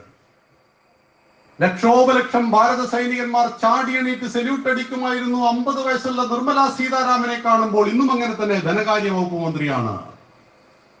കേന്ദ്ര ക്യാബിനറ്റ് വകുപ്പിൽ ഏകദേശം 30% വകുപ്പുകൾ കൈകാര്യം ചെയ്ത് നിങ്ങൾ സ്ത്രീകളാണ്, മഹാഭാഗ്യവതികൾ. ഇവിടെ ഇന്ന് മുസ്ലിം സ്ത്രീകളൊക്കെ ധാരാളം സ്ഥാനാർത്ഥികളുണ്ട്. കാരണം 33% സംവരണമുള്ളത് കൊണ്ട് മാത്രം, വേറെ വഴിയില്ല. ഇവിടെ സ്ത്രീ സംവരണമാണെങ്കിൽ പുരുഷന്മാർക്ക് മത്സരിക്കാൻ പറ്റില്ലല്ലോ. അതുകൊണ്ടാണ് നമ്മൾ ചോദിക്കുന്നത്, ഇന്ത്യൻ യൂണിയൻ മുസ്ലിം ലീഗിന്റെ ചരിത്രത്തിൽ ഇന്നേ വരെ ഒരു സ്ത്രീ MLA ആയിട്ടുണ്ടോ, MP ആയിട്ടുണ്ടോ, മന്ത്രിയായിട്ടുണ്ടോ?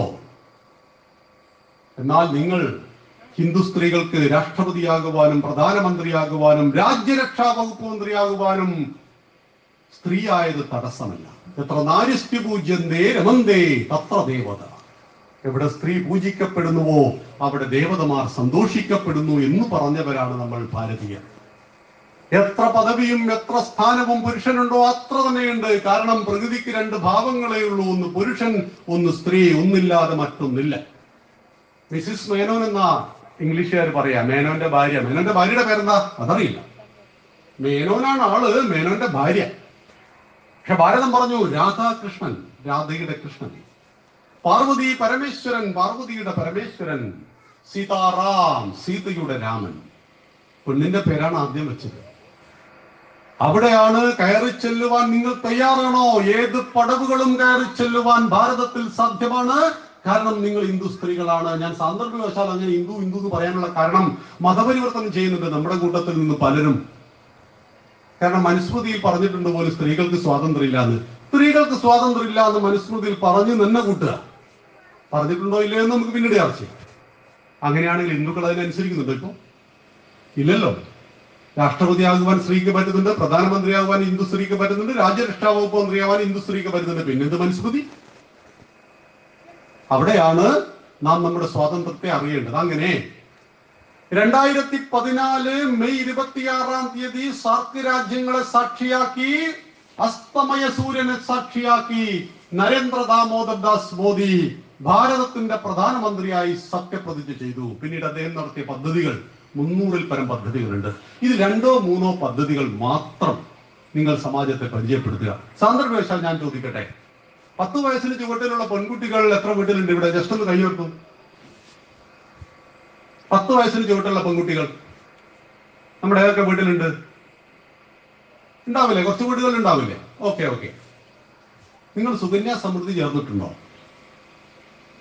നമ്മുടെ നാട്ടിലെ പെൺമക്കൾ ബാധ്യതയാണ് എന്നൊരു സങ്കല്പം ഉണ്ടായിരുന്നു. അവിടെയാണ് നമ്മുടെ പ്രധാനമന്ത്രി പറഞ്ഞത്, നിങ്ങളുടെ പെൺമക്കൾ ദേവിയാണ്.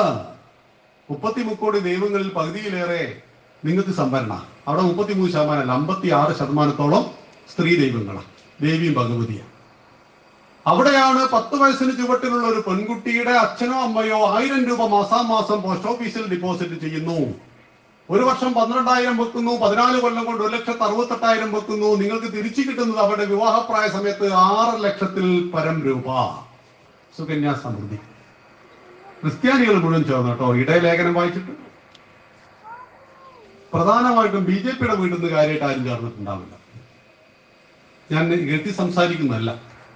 ഇവിടെയാണ് നാം അറിയേണ്ടത്. ഈ പദ്ധതികളെ നമ്മൾ അറിയുക, നമ്മുടെ ജീവിതത്തിൽ കൊണ്ടുവരിക, സമാജത്തോട് പറയുക.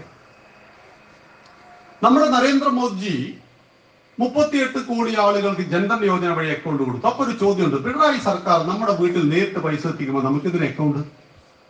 ക്ഷേമ പെൻഷൻ വീട്ടിൽ നേരിട്ട് എത്തിക്കുന്നു, അതാണോ നല്ലത്, ബാങ്കിൽ വരുന്നതാണോ നല്ലത് എന്നൊരാൾ നിങ്ങളോട് ചോദിച്ചാൽ എന്ത് പറയും?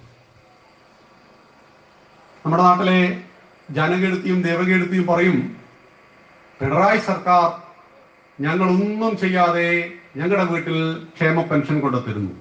അതായത് ഞങ്ങളൊന്നും അറിയണ്ട, അതാണ് അയാളുടെ വിജയം. നിങ്ങളൊന്നും അറിയില്ല, നിങ്ങൾക്കൊന്നും അറിയില്ല എന്നുള്ളതാണ്. നോക്കൂ, നമ്മുടെ പ്രധാനമന്ത്രി പറഞ്ഞു, ഈ രാഷ്ട്രത്തിന്റെ സമ്പത്തിൽ നിന്നും ഒരു വിഹിതം നിങ്ങൾക്ക് തരുമ്പോൾ അത് നിങ്ങൾ രാഷ്ട്രത്തോട് ചെയ്യുന്ന കടമയുടെ അവകാശമാണ്. കടമയും അവകാശമുണ്ട് കേട്ടോ. കമ്മ്യൂണിസ്റ്റ് പാർട്ടി അവകാശത്തെ കുറിച്ച് മാത്രമേ പഠിപ്പിക്കൂ, കടമകളെ കുറിച്ച് പഠിപ്പിക്കില്ല. അവിടെയാണ് ഒരു സാധാരണക്കാരിയായ ഒരു സ്ത്രീക്ക് അക്കൗണ്ട് കൊടുത്തു, അവരുടെ ബാങ്കിലേക്ക് പൈസ വന്നു, അവർ ചെക്കിൽ ഒപ്പിടുന്നു പഠിച്ചു, ATM കാർഡ് ഉപയോഗിക്കുന്നു പഠിച്ചു, മൊബൈൽ ബാങ്കിങ് പഠിച്ചു, അവർ ഉയർന്നു, പെൻഷൻ വീട്ടിലെത്തിച്ചു. ഒന്നും പഠിച്ചില്ല, മത്തി മാങ്ങ മാത്രം പഠിച്ചു. ഇപ്പൊ പേരാമ്പ്രയിൽ നിന്ന് നിങ്ങൾക്ക് വടകരയ്ക്ക് പോകണം. പേരാമ്പ്ര ബസ് സ്റ്റാൻഡിൽ നിൽക്കുകയാണ്. നിങ്ങൾക്ക് എഴുത്തും വായന അറിയില്ല. ഏത് ബസ് കയറും? നിങ്ങൾ കൊയിലാണ്ടിക്കുള്ള ബസ് കയറിയാൽ വടകര എത്തുമോ? ഇല്ല. അപ്പൊ ഒരാളോട് ചോദിക്കണം, ഈ പച്ച ബസ് എങ്ങോട്ടാണ്, നീല ബസ് എങ്ങോട്ടാണെന്ന് ചോദിക്കേണ്ടത്. അവരെ നമുക്ക് നിരന്തരമായി സഹായിച്ചുകൊണ്ടിരിക്കാം. അല്ലെങ്കിൽ മറ്റൊരു വഴിയുണ്ട്, അയാളെ എഴുത്തും വായനയും പഠിപ്പിച്ചാൽ മതി. ജീവിതത്തിൽ ഒരിക്കലും നമ്മൾ പിന്നെ സഹായിക്കേണ്ടി വരില്ല. വിവേകാനന്ദ സ്വാമികൾ പറഞ്ഞതുപോലെ, വിശക്കുന്നവന് നിങ്ങൾ മീൻ കൊടുക്കരുത്, ചൂണ്ട കൊടുക്കുക. നമ്മുടെ നാട്ടിൽ തൊഴിലില്ലായ്മ വേതനം വേണമെന്ന് പറഞ്ഞിട്ട് സമരം നടത്തുന്നവരുണ്ട്. തൊഴിൽ വേണ്ട, തൊഴിലില്ലായ്മ വേതനം. ഇവിടെയാണ് നരേന്ദ്രമോദിജി പറഞ്ഞു, നിങ്ങൾക്ക് ഇന്നിന്ന അവകാശങ്ങളുണ്ട്, നിങ്ങൾക്ക് കടമകളുമുണ്ട്. ഈ അവകാശങ്ങൾ നിങ്ങളുടെ അക്കൗണ്ടിലേക്ക് ഞാൻ നേരിട്ട് തരാം, ഇടനിലക്കാരൻ വേണ്ട. തൊഴിലുറപ്പ് പദ്ധതി 100 തൊഴിലവസരം നിങ്ങൾക്ക് തരുന്നു. ഞാൻ അധികാരത്തിൽ വന്നപ്പോൾ 164, ഇന്നത്രയാണ് 300-അടുത്തായി. നാളെ അത് 350 കേട്ടോ. ഡേറ്റ് നാളെ വെച്ചാൽ താമസിയാതെ. അതിനു മുമ്പ് 4-5 സമരത്തിന് നമ്മുടെ അമ്മമാരാര് കൊണ്ടുപോകും? കമ്മ്യൂണിസ്റ്റുകാർ കൊണ്ടുപോകും. ആ സെക്രട്ടേറിയറ്റ് മുന്നിൽ നിർത്തി കാക്ക മുഴുവൻ തലയിൽ കാഷ്ടിച്ചിട്ട് പറയും നമ്മളോട്, നമ്മളൊന്ന് സമരം ചെയ്തിട്ടാണ് കൂലി കൂട്ടിയത്. ഈ നാട്ടിൽ ഒരു സർവ്വസാധാരണക്കാരന്റെ ഭൗതിക നിലവാരം വളരെ താണതാണ്. പലപ്പോഴും അവർ ഇതൊന്നും പഠിക്കില്ല. സർവ്വസാധാരണക്കാരെന്നുകൊണ്ട് ഞാൻ ഉദ്ദേശിച്ചത് സാമ്പത്തികമായിട്ടൊന്നുമില്ല കേട്ടോ. ചിന്താശേഷി നഷ്ടപ്പെട്ടിട്ട് പാർട്ടി അടിമകളാക്കപ്പെട്ടവർ. അത് ഒരു പാർട്ടിയിലും പാടില്ല, നമ്മുടെ BJP-യിലും പാടില്ല. BJP-യുടെ നേതാവ് ഒരു തെറ്റ് ചെയ്താൽ അത് തെറ്റിൻ്റെല്ലേ. BJP രാഷ്ട്രവിരുദ്ധമായ ഒരു നയം രൂപീകരിച്ചാൽ ആ നയത്തിന് നമ്മളെതിരാണ്, ഒരു സംശയവുമില്ല. ഇവിടെയാണ് സ്വയം ഉയരുവാൻ വേണ്ടിയിട്ട് നമുക്ക് മുന്നിൽ പദ്ധതികൾ വെച്ചു. അങ്ങനെയാണ് 38 കോടി ആളുകൾ ജൻധൻ യോജന. എന്തായിരുന്നു അക്കൗണ്ട്? എന്റെ ജീവിതത്തിലൊരു അനുഭവം പറയട്ടെ. കോളേജ് വിദ്യാഭ്യാസമൊക്കെ കഴിഞ്ഞിട്ട് ഒരു മോട്ടോർ ബൈക്ക് എടുക്കാൻ വേണ്ടിയിട്ട് കേരള ഗ്രാമീൺ ബാങ്ക് പോയി. നമ്മുടെ കോലോ നമ്മളിട്ട് ഷർട്ടും ഒക്കെ കണ്ടിട്ട് മാനേജർ ഒരു പുച്ഛത്തോടു കൂടി ഒരു നോട്ടം. എന്താ വന്നെന്ന് ചോദിച്ചു. അക്കൗണ്ട് എടുക്കാനാ സാർ എന്ന് പറഞ്ഞു. ചെക്ക് വേണം അല്ലേ എന്ന് ചോദിച്ചു. അദ്ദേഹത്തിന് കാര്യം പിടി കിട്ടി. 10 ചെക്ക് ഉണ്ടെങ്കിലേ ബാങ്കിൽ നിന്ന് കിട്ടൂ, ലോണ് കിട്ടും. പുറത്തേക്ക് നിന്നു. പുറത്തു നിന്നു. കുറെ കഴിഞ്ഞപ്പോൾ അകത്തേക്ക് വിളിച്ചു. അപ്പൊ പറഞ്ഞു ID പ്രൂഫ് ഉണ്ടോ? കാര്യങ്ങളൊക്കെ ഉണ്ട്, കാണിച്ചു കൊടുത്തു. ഇതൊരു ഗസറ്റഡ് ഓഫീസറെ കൊണ്ട് അറ്റസ്റ്റ് ചെയ്യണം. ഈ സാധനം എന്താണെന്ന് ഞങ്ങൾക്ക് അന്ന് പിടിയിട്ടില്ല. ഇതെവിടെ കിട്ടും? Gazetted officer. അപ്പൊ പറഞ്ഞു സാർ ഇത് എന്താണെന്ന് മനസ്സിലായിട്ടില്ല സാർ, ആരാണ് ഇതിൽ ഒപ്പിണ്ടേന്ന് ചോദിച്ചു. എടോ ഹോമിയോ ആശുപത്രിയിലെ ഡോക്ടറെ കൊണ്ട് ഒപ്പിടിച്ചോന്ന് പറഞ്ഞു. അങ്ങനെ ഞങ്ങൾ ഒറിജിനൽ ID പ്രൂഫും അതിന്റെ ഫോട്ടോസ്റ്റാറ്റും എടുത്തിട്ട് ഹോമിയോ ആശുപത്രിയിൽ 2 മണിക്കൂർ നിന്ന് അദ്ദേഹത്തിന്റെ തിരക്കൊക്കെ കഴിഞ്ഞപ്പോൾ ഞങ്ങൾ ചെന്നു. അദ്ദേഹം ഇങ്ങനെ നോക്കി, നമ്മളെ നോക്കി. നമ്മുടെ പിച്ചക്കാരെ പോലെ ഉണ്ടാവുമല്ലോ ഈ ID പ്രൂഫിൽ. അപ്പൊ അദ്ദേഹം ഒപ്പിട്ട് തന്നു. ഗസറ്റഡ് ഓഫീസറെ കൊണ്ട് അറ്റസ്റ്റ് ചെയ്ത് വരുമ്പോഴേക്കും സമയം കഴിഞ്ഞു. പിറ്റേ ദിവസം ചെല്ലാൻ പറഞ്ഞു. പിറ്റേ ദിവസം രാവിലെ വീണ്ടും ഈ സാധനമൊക്കെ എടുത്തു ചെന്നു. അപ്പൊ പുതിയൊരു പ്രശ്നം, ഈ ബാങ്കിൽ അക്കൗണ്ട് ഉള്ള മറ്റൊരാൾ നിങ്ങളെ പരിചയപ്പെടുത്താം. എനിക്ക് ആരെയും പരിചയമില്ല അവിടെ. അപ്പൊ നാട്ടിൽ നിന്ന് പരിചയമുള്ള ഒരാൾ വന്ന സമയത്ത് അയാളോട് പറഞ്ഞു, ഇത് എന്നെ ഒന്ന് പരിചയപ്പെടുത്തി തരണമെന്ന് പറഞ്ഞു. ഒരു കച്ചറക്ക് കയ്യല്ല എന്ന് പറഞ്ഞു. ആലോചിച്ചു എന്തൊരു കച്ചറയാണ് ഇതിലുള്ളത്. പക്ഷെ അങ്ങനെയാണ് അയാളുടെ സങ്കല്പം. എന്തൊക്കെയോ അയാളുടെ പൈസ മുഴുവൻ നമ്മുടെ പോക്കറ്റായി പോകുന്നു. അങ്ങനെ നോക്കുമ്പോൾ കുറേ സമയം ഞങ്ങൾ അവിടെ വെയിറ്റ് ചെയ്തപ്പോൾ നോക്കുമ്പോൾ ഒരു കുമാരേട്ടൻ വരുന്നു. കുമാരേട്ടനോട് പറഞ്ഞു, ഇന്നേ വീട്ടിൽ ഇന്നയാളുടെ മോനാണ്, എനിക്കിവിടെ ഒരു അക്കൗണ്ട് കിട്ടണമെങ്കിൽ ഇവിടെ അക്കൗണ്ടിന് മറ്റൊരാൾ പരിചയപ്പെടുത്തണം.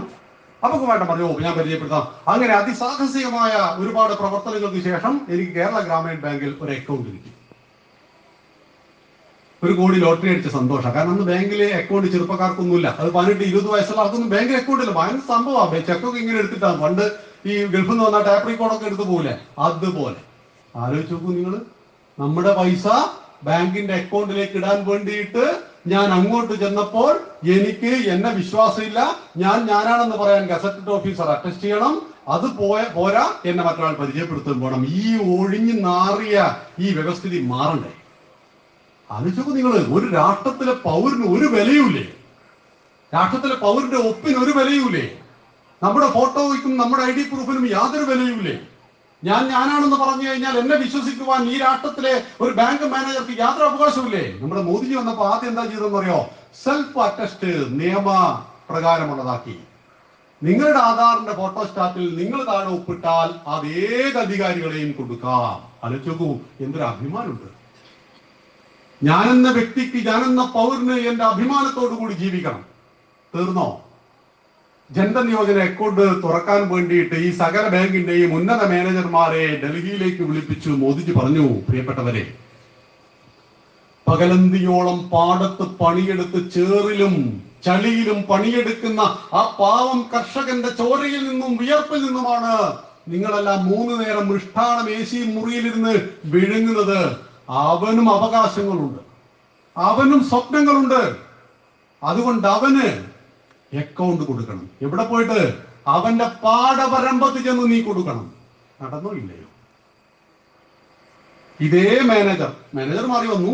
അതേ ബാങ്കിലെ മറ്റൊരു മാനേജറെ കൊണ്ടുവന്ന് അരൂർ UP സ്കൂളിലെ ഒരു സ്റ്റൂളിന്റെ മുകളിൽ അദ്ദേഹം ഇരുന്നിട്ട് 166 ആളുകൾക്ക് ഞങ്ങൾ ജൻധൻ യോജന വഴി അക്കൗണ്ട് കൊടുത്തു എന്ന് പറയുവാൻ എനിക്ക് അഭിമാനമുണ്ട്. 0 ബാലൻസ് അക്കൗണ്ട്. അതൊരു വലിയ വിപ്ലവമാണ്. നമ്മുടെ നാട്ടിലെ കമ്മ്യൂണിസ്റ്റുകാർ അതിനും പാര വെച്ചു. നിങ്ങളുടെയൊക്കെ ആധാരം മോദി കൊണ്ടുവന്നത് പാവങ്ങൾ തുടങ്ങിയില്ല.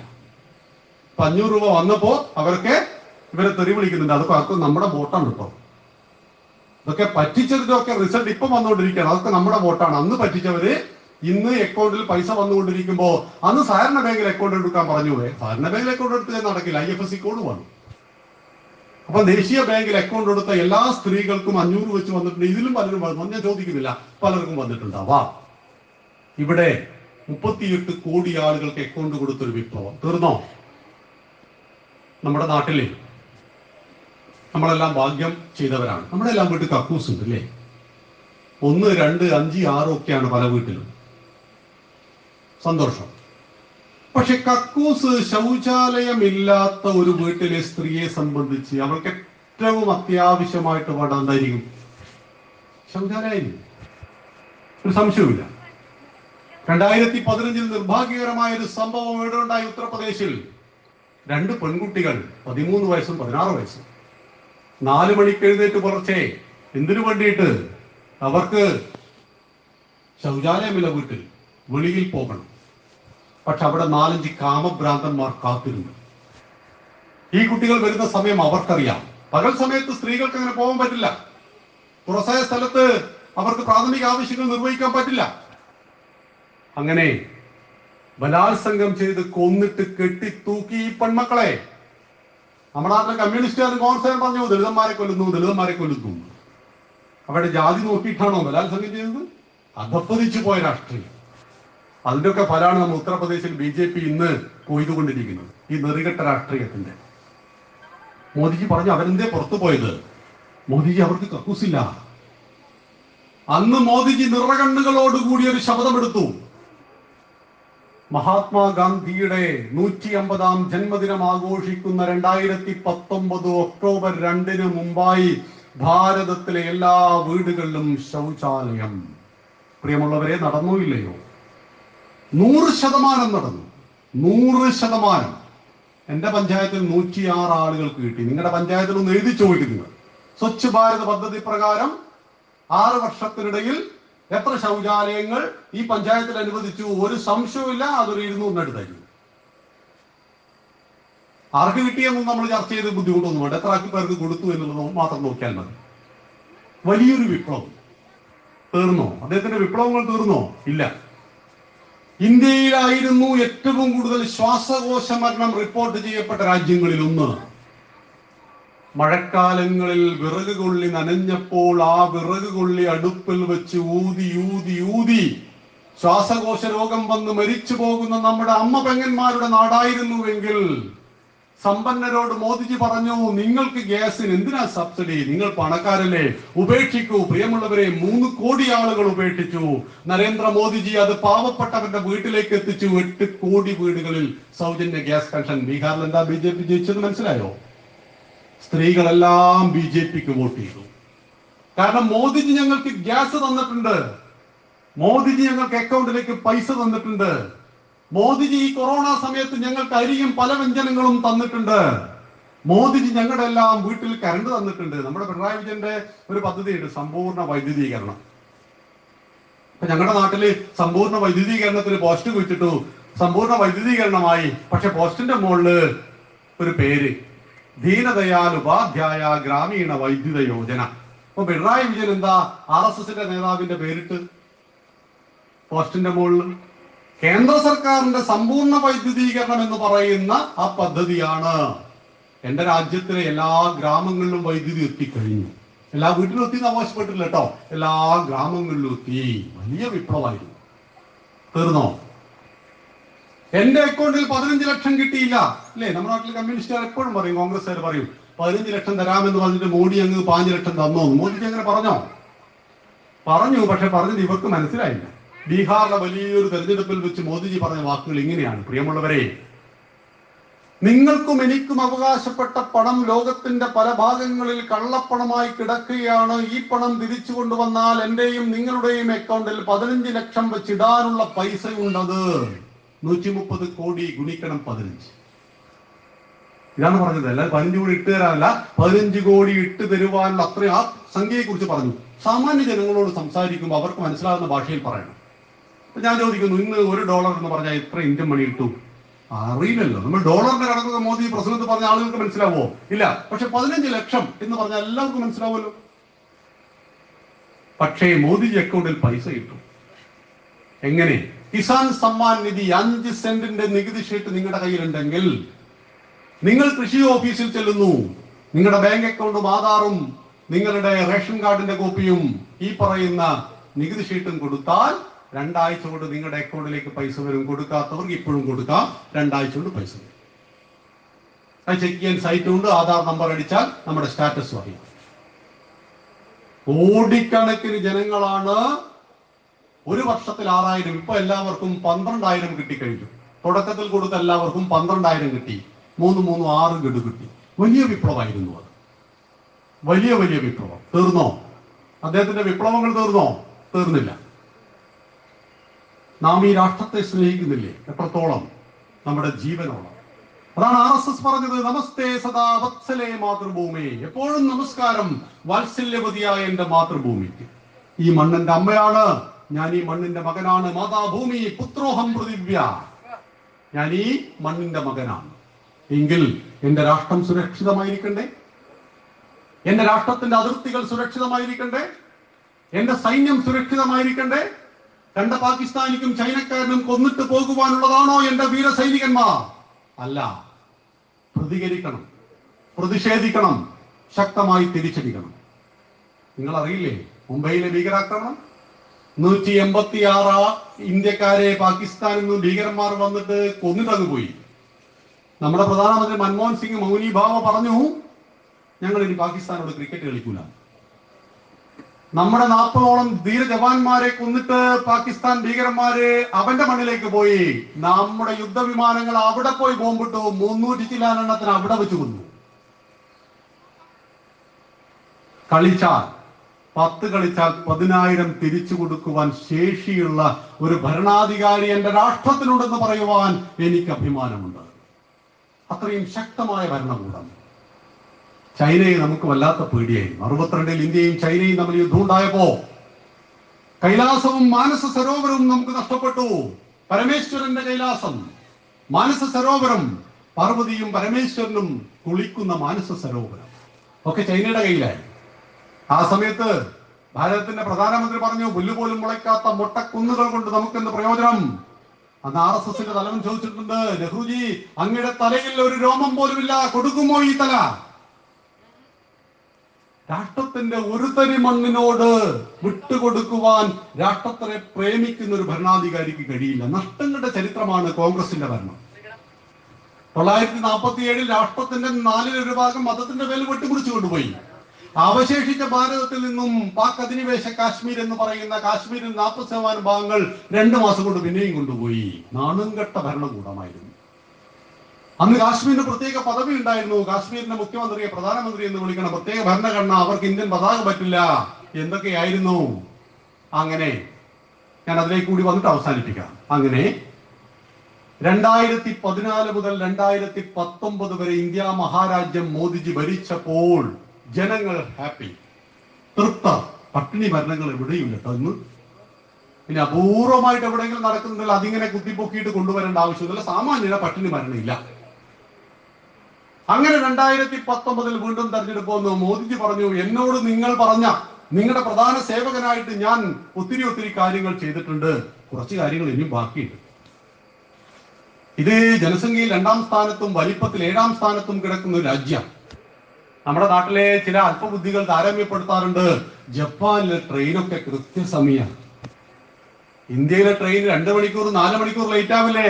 ജപ്പാനിലെ ജനസംഖ്യയുടെ 3 ഇരട്ടി ആളുകൾ ഓരോ ദിവസവും ട്രെയിനിൽ യാത്ര ചെയ്യുന്ന ഒരു നാടാണ് എന്റെ ഭാരതം. മറ്റൊരാൾ പറഞ്ഞു, അഴിമതിയിൽ ന്യൂസിലാൻഡാണ് 1ാം സ്ഥാനത്ത്.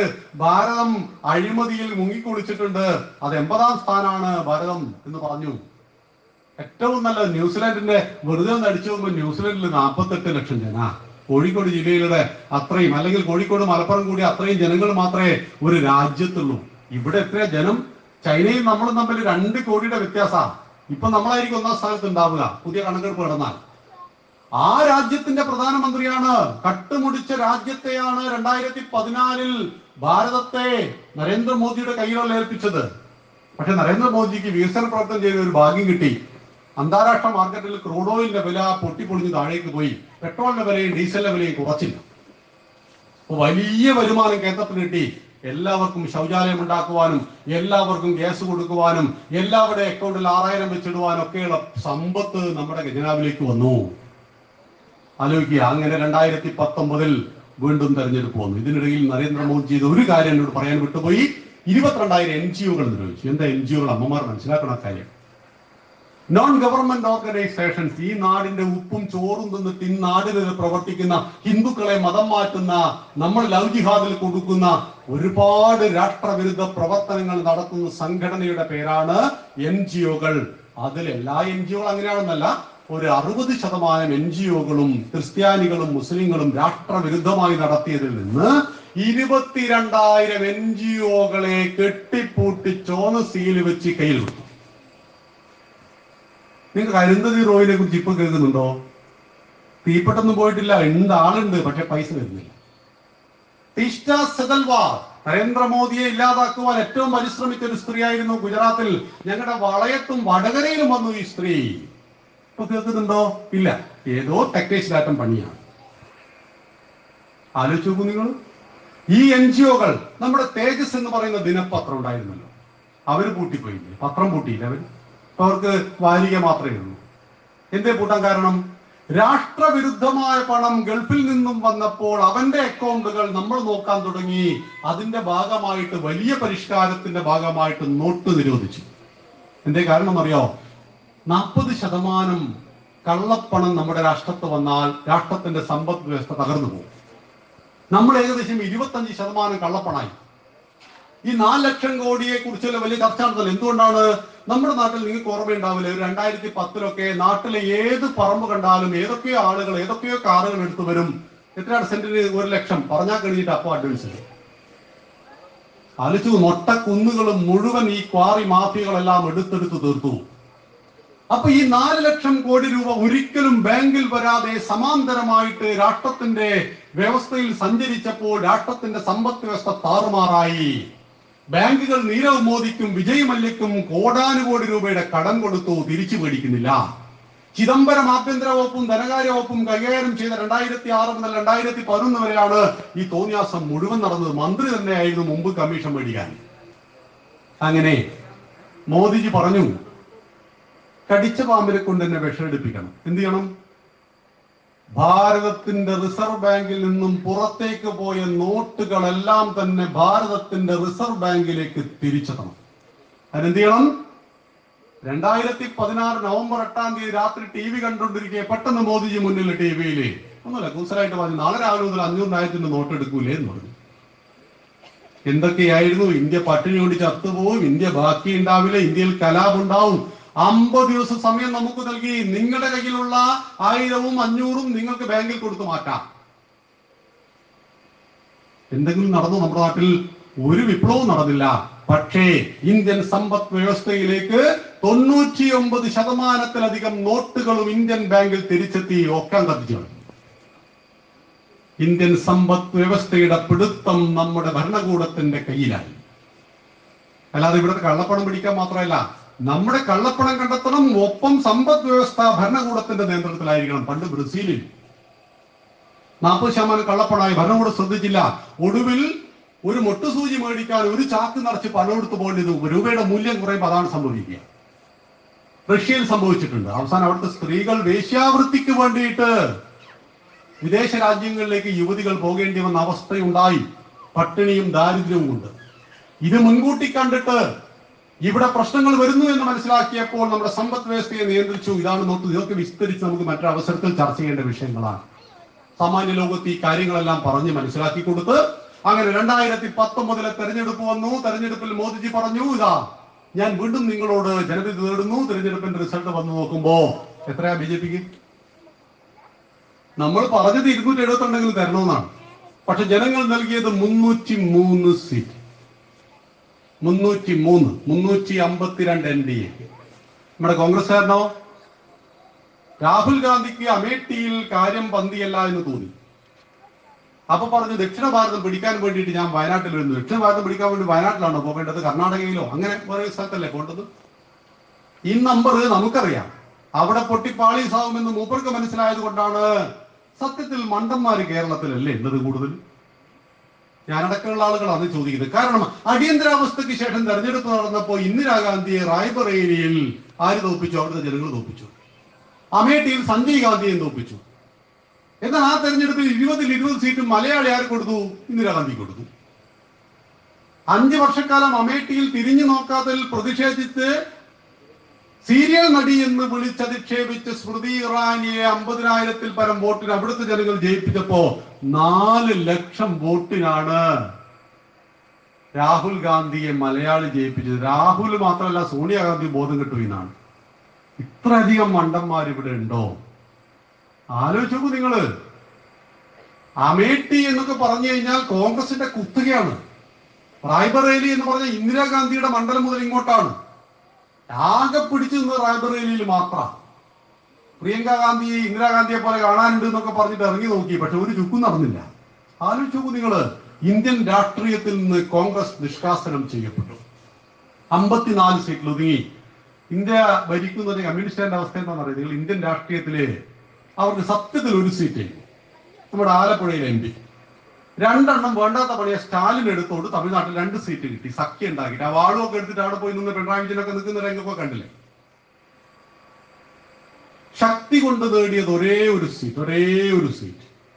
ഇന്ത്യ ഭരിക്കുമെന്ന് പറഞ്ഞ പാർട്ടിയുടെ അവസ്ഥ വളരെ ദയനീയമാണെങ്കിൽ 303 സീറ്റുമായിട്ട് BJP രാഷ്ട്രം ഭരിച്ച് മുന്നോട്ട് പോകുമ്പോൾ നമ്മൾ മുന്നോട്ട് വെച്ച പ്രകടന പത്രികയിലെ ഓരോരോ കാര്യങ്ങൾ പ്രായോഗികവൽക്കരിച്ചുകൊണ്ട് 370-ാം വകുപ്പ് നമ്മൾ എടുത്തു കളഞ്ഞു. ഇന്ത്യയിൽ ഇപ്പൊ 28 സംസ്ഥാനമാണ്. നിങ്ങൾക്ക് കാശ്മീരിൽ പോയിട്ട് സ്ഥലം മേടിക്കാം, നിങ്ങൾക്ക് വീട് വെക്കാം. മുമ്പ് പറ്റില്ല. ഇപ്പൊ കാശ്മീരിൽ പോയിട്ട് അവിടുത്തെ പെൺകുട്ടിയെ കല്യാണം കഴിക്കാം, നമുക്കൊന്ന് ജീവിക്കാൻ കുഴപ്പമില്ല. അവിടുത്തെ മുഖ്യമന്ത്രി ഇപ്പൊ മുഖ്യമന്ത്രി തന്നെയാണ് വിളിക്കുക. അവിടെ വിവരാവകാശ പ്രകാരം ചോദ്യത്തിന് ഉത്തരവില്ലായിരുന്നു, ഇപ്പൊ ഉത്തരം കിട്ടും. അവിടെ GST നടപ്പിലാക്കില്ല എന്ന് പറഞ്ഞിരുന്നു, ഇപ്പം GST ഉണ്ട്. ഇന്ത്യയിൽ ഒരു സംസ്ഥാനത്തെ മാറ്റുവാൻ അമിത്ഷാ എന്താ ചെയ്തെന്നറിയോ? അവിടുത്തെ പ്രശ്നക്കാരായ നേതാക്കന്മാരെ പിടിച്ചിട്ട് വീട്ടു തടങ്കലായി കളഞ്ഞു. പ്രശ്നം തീർന്നു. ഇത്രയും. ഇന്ന് അവിടുത്തെ മുസ്ലിങ്ങൾ കൂട്ടത്തോടെ BJPയിലേക്ക് ഒടുക. കഴിഞ്ഞ 4 മാസം കൊണ്ട് BJPയുടെ 3 കാര്യകർത്താക്കളെയാണ് ഭീകരന്മാർ മുസ്ലിങ്ങളായ കാര്യകർത്താക്കളെ വെടിവെച്ചു കൊണ്ടുവന്നത്. മുസ്ലിങ്ങൾ കൂട്ടത്തോടെ ഉത്തരഭാരതത്തിൽ BJPയിലേക്ക് വരികയാണ്. അതുകൊണ്ട് നിങ്ങൾ മുസ്ലിം വീട്ടിൽ കയറിയിട്ട് BJPയെ പരിചയപ്പെടുത്തണം. അവരോട് പറഞ്ഞു കൊടുക്കണം, അയോധ്യ നമ്മൾ മധുരമായിട്ട് പരിഹരിച്ചു. അവിടെ ക്ഷേത്രവും വരുന്നുണ്ട്, കുറച്ചപ്പുറം പള്ളിയും വരുന്നുണ്ട്. അല്ല, ഞങ്ങൾ മറ്റു പള്ളിയൊന്നും പൊളിച്ചിട്ടില്ല. തർക്കമന്ത്രിയായിരുന്നു. നിങ്ങൾ അധികാരത്തിൽ വന്നാൽ പാകിസ്ഥാനിൽ പോകേണ്ടി വരും. RSS ഉണ്ടായിട്ട് 95 കൊല്ലായി. ഞങ്ങൾ ഇന്ത്യ ഭരിച്ചത് അടൽ ബിഹാരി വാജ്പേയി 5 കൊല്ലാണ്. ഇപ്പൊ മോദിജി വ്യക്തമായിട്ട് 5 കൊല്ലം ഭരിച്ചു, 6ാം കൊല്ലത്തേക്ക് പോയിട്ടുണ്ട്. ഒരു മാപ്പിളയും ഒരു മുസ്ലിമും ഇവിടെ പോകേണ്ടി വന്നിട്ടില്ല പാകിസ്ഥാനിൽ എന്നൊക്കെ പറഞ്ഞ് കാര്യങ്ങൾ ബോധിപ്പിക്കണം. ഇല്ലെങ്കിൽ കമ്മ്യൂണിസ്റ്റുകാരും SDP-കാരും കോൺഗ്രസ്സുകാരും പറയുന്നത് ഈ പാവങ്ങൾ വിശ്വസിക്കും. ഭീകരന്മാർക്ക് കുറച്ചേ ഉള്ളൂ ആ കൂട്ടത്തിൽ. നമുക്ക് അവരെ ഒരുപാട് നന്മകളുള്ള ഒരു സമൂഹം തന്നെയാണ്. അവരെ നമ്മളോട് അടുപ്പിക്കുക, ദേശീയതയിലേക്ക് കൊണ്ടുവരിക. ഉത്തർപ്രദേശിൽ 65% മുസ്ലിങ്ങൾ ജീവിക്കുന്ന 40-ലേറെ നിയമസഭാ സീറ്റ് BJP തൂത്തുവാരി കളഞ്ഞു. അയോധ്യയിലും ചെന്നാല് അവിടുത്തെ മുസ്ലിങ്ങള് നമ്മളെ കാണുമ്പോൾ എന്തൊരു സ്നേഹവും ബഹുമാനാന്നറിയോ. അവർ റിക്ഷാ വണ്ടി ഇങ്ങനെ ചവിട്ടും. കണ്ടാൽ നമ്മളേക്ക് ഒസാമ ബില്ലാനാണ്. ഈ മീശൊക്കെ അങ്ങ് വടിച്ചിട്ട് താടി നീട്ടിയിട്ടുണ്ടാവുക. ആളുടെ താടിയിലല്ല ആളുടെ മനസ്സിരിക്കുന്നത്, അത് രൂപമാണ്. അവിടുത്തെ മുസ്ലിം സ്ത്രീകള് ഈ മുല്ല കൊണ്ട് മാല ഉണ്ടാക്കിയിട്ട് ഈ മാലയാണ് രാമഭക്തന് വിൽക്കുക. റിക്ഷാ വണ്ടി ചവിട്ടിയിട്ടും മുല്ലമാല വിട്ടിട്ടും രാമക്ഷേത്രത്തിന്റെ നിർമ്മാണം കാത്തുകിടക്കുന്നവരാണ് അയോധ്യയിലെ മുസ്ലിങ്ങൾ. ഇവിടെ പോത്തറച്ച് തിന്നിട്ട് പല്ലിന്റെ ഇടയ്ക്ക് കുത്തുക എന്നൊക്കെ പറയുന്നൊരു ഇതുണ്ടല്ലോ, അതുകൊണ്ടുണ്ടായതാ. രാഷ്ട്രത്തെ അറിയുവാനും മനസ്സിലാക്കുവാനും പരിശ്രമിക്കാത്ത ഭീകരന്മാരുടെ നാടായിട്ടൊക്കെ കേരളത്തിൽ ഒരു ചെറിയ ശതമാനം ആളുകൾ മാറിയപ്പോഴാണ് ഈ രാഷ്ട്രം അഭിമുഖീകരിക്കുന്ന എല്ലാ പ്രശ്നങ്ങളെയും ഒരേ രീതിയിൽ അഭിമുഖീകരിക്കുന്ന നമ്മുടെ കൊച്ചു കേരളത്തിലാണ് BJP പ്രവർത്തിക്കുന്നത്. ഇസ്ലാമിക ഭീകരവാദം കണക്ക് തീർത്തുണ്ട്. പെന്തക്കോസ്റ്റുകളെ തടവ് ചികിത്സ ശ്രദ്ധിക്കണേ, അവർ തടവ് ചികിത്സന്റെ ആളാണ്. അവർ ഹിന്ദു പട്ടിണി കിടന്നാൽ മാത്രമേ അവർക്ക് ടെൻഷനുള്ളൂ. ഒരു ക്രിസ്ത്യാനി പട്ടിണി കിടന്നാൽ തിരിഞ്ഞു നോക്കില്ല. മുസ്ലിമിന്റെ വീട്ടിൽ കയറി കഴിഞ്ഞാൽ പിന്നീട് അങ്ങോട്ട് കഴിഞ്ഞ 2 മാസം മുമ്പ് ഞാനും നമ്മുടെ സുരേഷിയൊക്കെ ഞങ്ങൾ ഈ മതപരിവർത്തനം ഇവിടെ നടക്കുന്നു എന്ന് പറഞ്ഞാൽ അവിടെ ഹിന്ദു ഐക്യവേദിയുടെ ആളുകളല്ലേ ഞങ്ങൾ ചെല്ലണമല്ലോ. കുറ്റ്യാടിയിൽ നിന്ന് രാവിലെ നമ്മുടെ ചില പ്രവർത്തകന്മാർ വിളിക്കുന്നു. എന്താ വിളിക്കുന്നത്? 150ഓളം ഹിന്ദു സ്ത്രീകൾ സെറ്റ് സാരിയൊക്കെ ഉടുത്തിട്ട് നമ്മുടെ പാലത്തിനടുത്തുള്ള ആ ഹാളിലേക്ക് ഒന്നിച്ചു ചേർന്നിട്ടുണ്ട്. അവിടെ എന്താ ഹിന്ദു സ്ത്രീകൾ ഒന്നിച്ചു ചേർന്ന് പ്രഭാഷണം കേൾക്കാൻ അല്ല, പെന്തക്കോസ്റ്റുകളുടെ പ്രാർത്ഥനയ്ക്ക് പോയെന്നോ. എന്താ ചന്ദനക്കുറിയൊക്കെ പെന്തക്കോസ്റ്റുകാരന്റെ പ്രാർത്ഥന എന്തൊക്കെയാ?